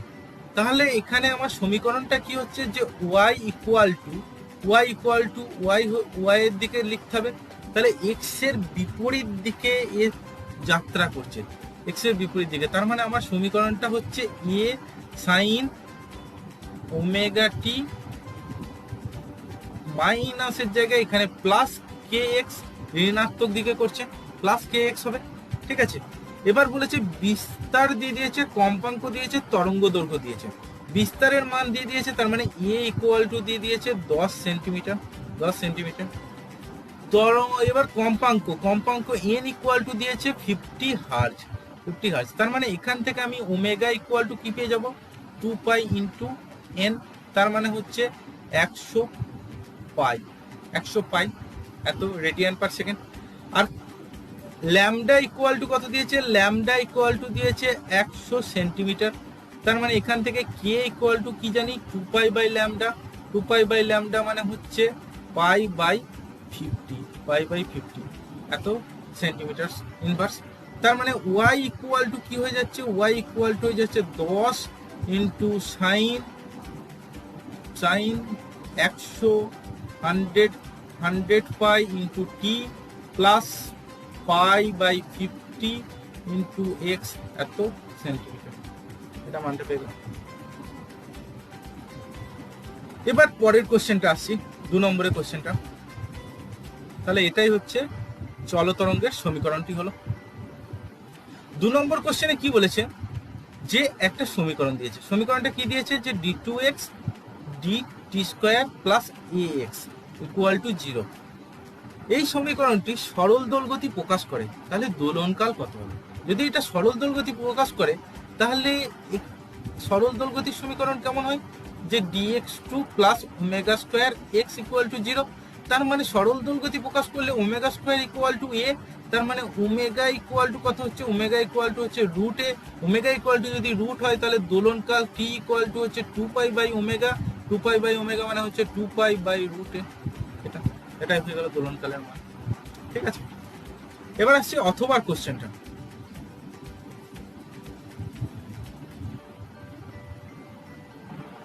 তাহলে কোশ্চেন কি দিয়েছে, যে 21-এর অথবা একটা টান দেওয়া তারে অনুদৈর্ঘ্য তরঙ্গের বেগ ও তির্যক তরঙ্গের বেগের মধ্যে কোনটির মান বেশি তা প্রমাণ করো। তাহলে অনুদৈর্ঘ্য তরঙ্গের বেগের মান আমরা কি জানি, যে অনুদৈর্ঘ্য তরঙ্গের বেগের মান ভি এল ধরছি, longitudinal, v l equal to Young modulus by rho. আর তির্যক তরঙ্গের বেগের মান হচ্ছে ভিটি ইকুয়াল টু হচ্ছে root over T by m. T by m মানে এটাকে লিখতে পারি যে টি বাই, যদি ওর প্রস্থচ্ছেদ হয় ইন্টু এম হচ্ছে প্রতি একক দৈর্ঘ্যে ভর, তাহলে এটা হচ্ছে প্রস্থচ্ছেদ ইন্টু ওর ঘনত্ব, তারের ঘনত্ব, এইভাবে লিখতে পারি। তাহলে এবার প্রথমে ধরছি যে যদি ভি এল ইকুয়াল টু ভিটি হয়, তাহলে ভি এল ইকুয়াল টু যদি ভিটি হয়, তাহলে কি পাওয়া যাচ্ছে যে T equal to y into alpha, অথবা y equal to T by alpha, এটা পাচ্ছি, তাই তো। তাহলে একই তারে তির্যক তরঙ্গ ও অনুদৈর্ঘ্য তরঙ্গের বেগ পরস্পর সমান হতে হলে তারে প্রযুক্ত টান তার ইয়ং গুণাঙ্ক এবং প্রস্থচ্ছেদের গুণফলের সমান হবে। কিন্তু আমরা কি জানি যে ইয়ং গুণাঙ্ক ইকুয়াল টু কি হয়, যে পীড়ন বাই বিকৃতি মানে হচ্ছে প্রযুক্ত অনুদৈর্ঘ্য টান বাই প্রস্থচ্ছেদ, এটা হচ্ছে দেয়া আছে। তার মানে আমরা কি পাচ্ছি যে টি বাই আলফাটা এখানে পেয়েছি। কিন্তু এবার কি বলেছে যে এইটাই ইকুয়াল টু হচ্ছে কি, আমরা জানি যে ইয়ং গুণাঙ্ক ইকুয়াল টু কি হবে, ইয়ং গুণাঙ্ক হবে যে এই যে অনুদৈর্ঘ্য পীড়ন বাই বিকৃতি, পীড়ন বাই বিকৃতি, এটা হচ্ছে অনুদৈর্ঘ্য ওয়াই। এবার দেখো যদি ভিএল ইকুয়াল টু ভিটি হচ্ছে, তাহলে অনুদৈর্ঘ্য বিকৃতি ইকুয়াল টু কি হচ্ছে, অনুদৈর্ঘ্য বিকৃতি ইকুয়াল টু হচ্ছে 1, কারণ এই যে টি বাই এটা ইকুয়াল টু হচ্ছে তো পীড়ন, এটাই হচ্ছে পীড়ন। তার মানে বিকৃতি ইকুয়াল টু 1 মানে কি হচ্ছে যে ডেল এল বাই এল যদি হয়, যদি মোট দৈর্ঘ্য যদি এল হয় আর যে ডেল এল বৃদ্ধি হচ্ছে, তাহলে সেইটা ইকুয়াল টু 1। তার মানে এল ইকুয়াল টু ডেল এল হয়ে যাচ্ছে, তার মানে ডেল এল পরিমাণ বৃদ্ধি হচ্ছে ডেল এল বৃদ্ধি এল, তার মানে যেটা কখনোই সম্ভব না। তার মানে এই পরিমাণ যদি বিকৃতি সৃষ্টি করতে হয়, তাহলে তার আগেই তারটি ছিঁড়ে যাবে, তাই তো। তাহলে তারটি যদি ছিঁড়ে যায়, তাহলে ভিএল কখনোই ভিটি কখনোই সমান হতে পারে না। তার মানে কি হচ্ছে, তার জন্যই যে বিকৃতির মান সর্বদা কি হচ্ছে, একের থেকে কম হবে। তার মানে এই মানটা সবসময় লেস দেন 1 হচ্ছে। তার মানে এই মানটা যদি সবসময় লেস দেন 1 হয়, তার মানে এই যে ওয়াই এর মানটা সবসময় গ্রেটার দেন এইটা হবে, এইটা ওয়াই এর মানটা বেশি হবে। ওয়াই এর মানটা যদি সবসময় এটা বেশি হয়, তার মানে বোঝা যাচ্ছে যে ভিএল অলওয়েজ গ্রেটার দেন ভিটি হবে। ওকে, এবার আসি 2 নম্বরের কোশ্চেনটা। 2 নম্বরের কোশ্চেনটা কি বলছে, যে একটি স্প্রিং এর পর্যায়কাল টি, স্প্রিংটিকে এন সংখ্যক সমান টুকরে কাটলে প্রতিটি টুকরোর পর্যায়কাল। তাহলে দেখো আমরা কি জানি যে স্প্রিং এর পর্যায়কাল কি হয় সাধারণত, যে টি ইকুয়াল টু হয় 2 পাই রুট ওভার এম বাই কে, যেখানে এম হচ্ছে স্প্রিং এর প্রতি একক দৈর্ঘ্যে ভর এবং কে হচ্ছে স্প্রিং এর ধ্রুবক, তাই তো। এবার বলছে স্প্রিংটিকে যদি এন সংখ্যক সমান টুকরোই কাটা হয়, তাহলে প্রতিটি টুকরোর পর্যায়কাল কত হবে। তাহলে এন সংখ্যক সমান টুকরোই যদি কাটা হয়, তাহলে এর কি হচ্ছে, এর স্প্রিং ধ্রুবক তখন কি হচ্ছে এন ইন্টু কে, এটা হচ্ছে স্প্রিং ধ্রুবক। তাহলে এটা যদি স্প্রিং ধ্রুবক হয়, তাহলে তখন টি এর পরিবর্তনটা কি হচ্ছে, টি এর পরিবর্তন হয়ে যাচ্ছে 2 pi into root over M by N K, তার মানে হচ্ছে টি বাই রুট এন। এটা হচ্ছে প্রতিটা স্প্রিং এর পর্যায়কাল। ওকে, তাহলে তোমাদের যদি এই কোশ্চেনগুলো বুঝতে কোনো অসুবিধা হয়, অবশ্যই কমেন্ট করে জানিও, ঠিক আছে। আবার দেখা হচ্ছে পরবর্তী কোশ্চেন পেপার নিয়ে। ততক্ষণের জন্য সঙ্গে থাকো এবং আমার চ্যানেলকে সাবস্ক্রাইব করো। ধন্যবাদ।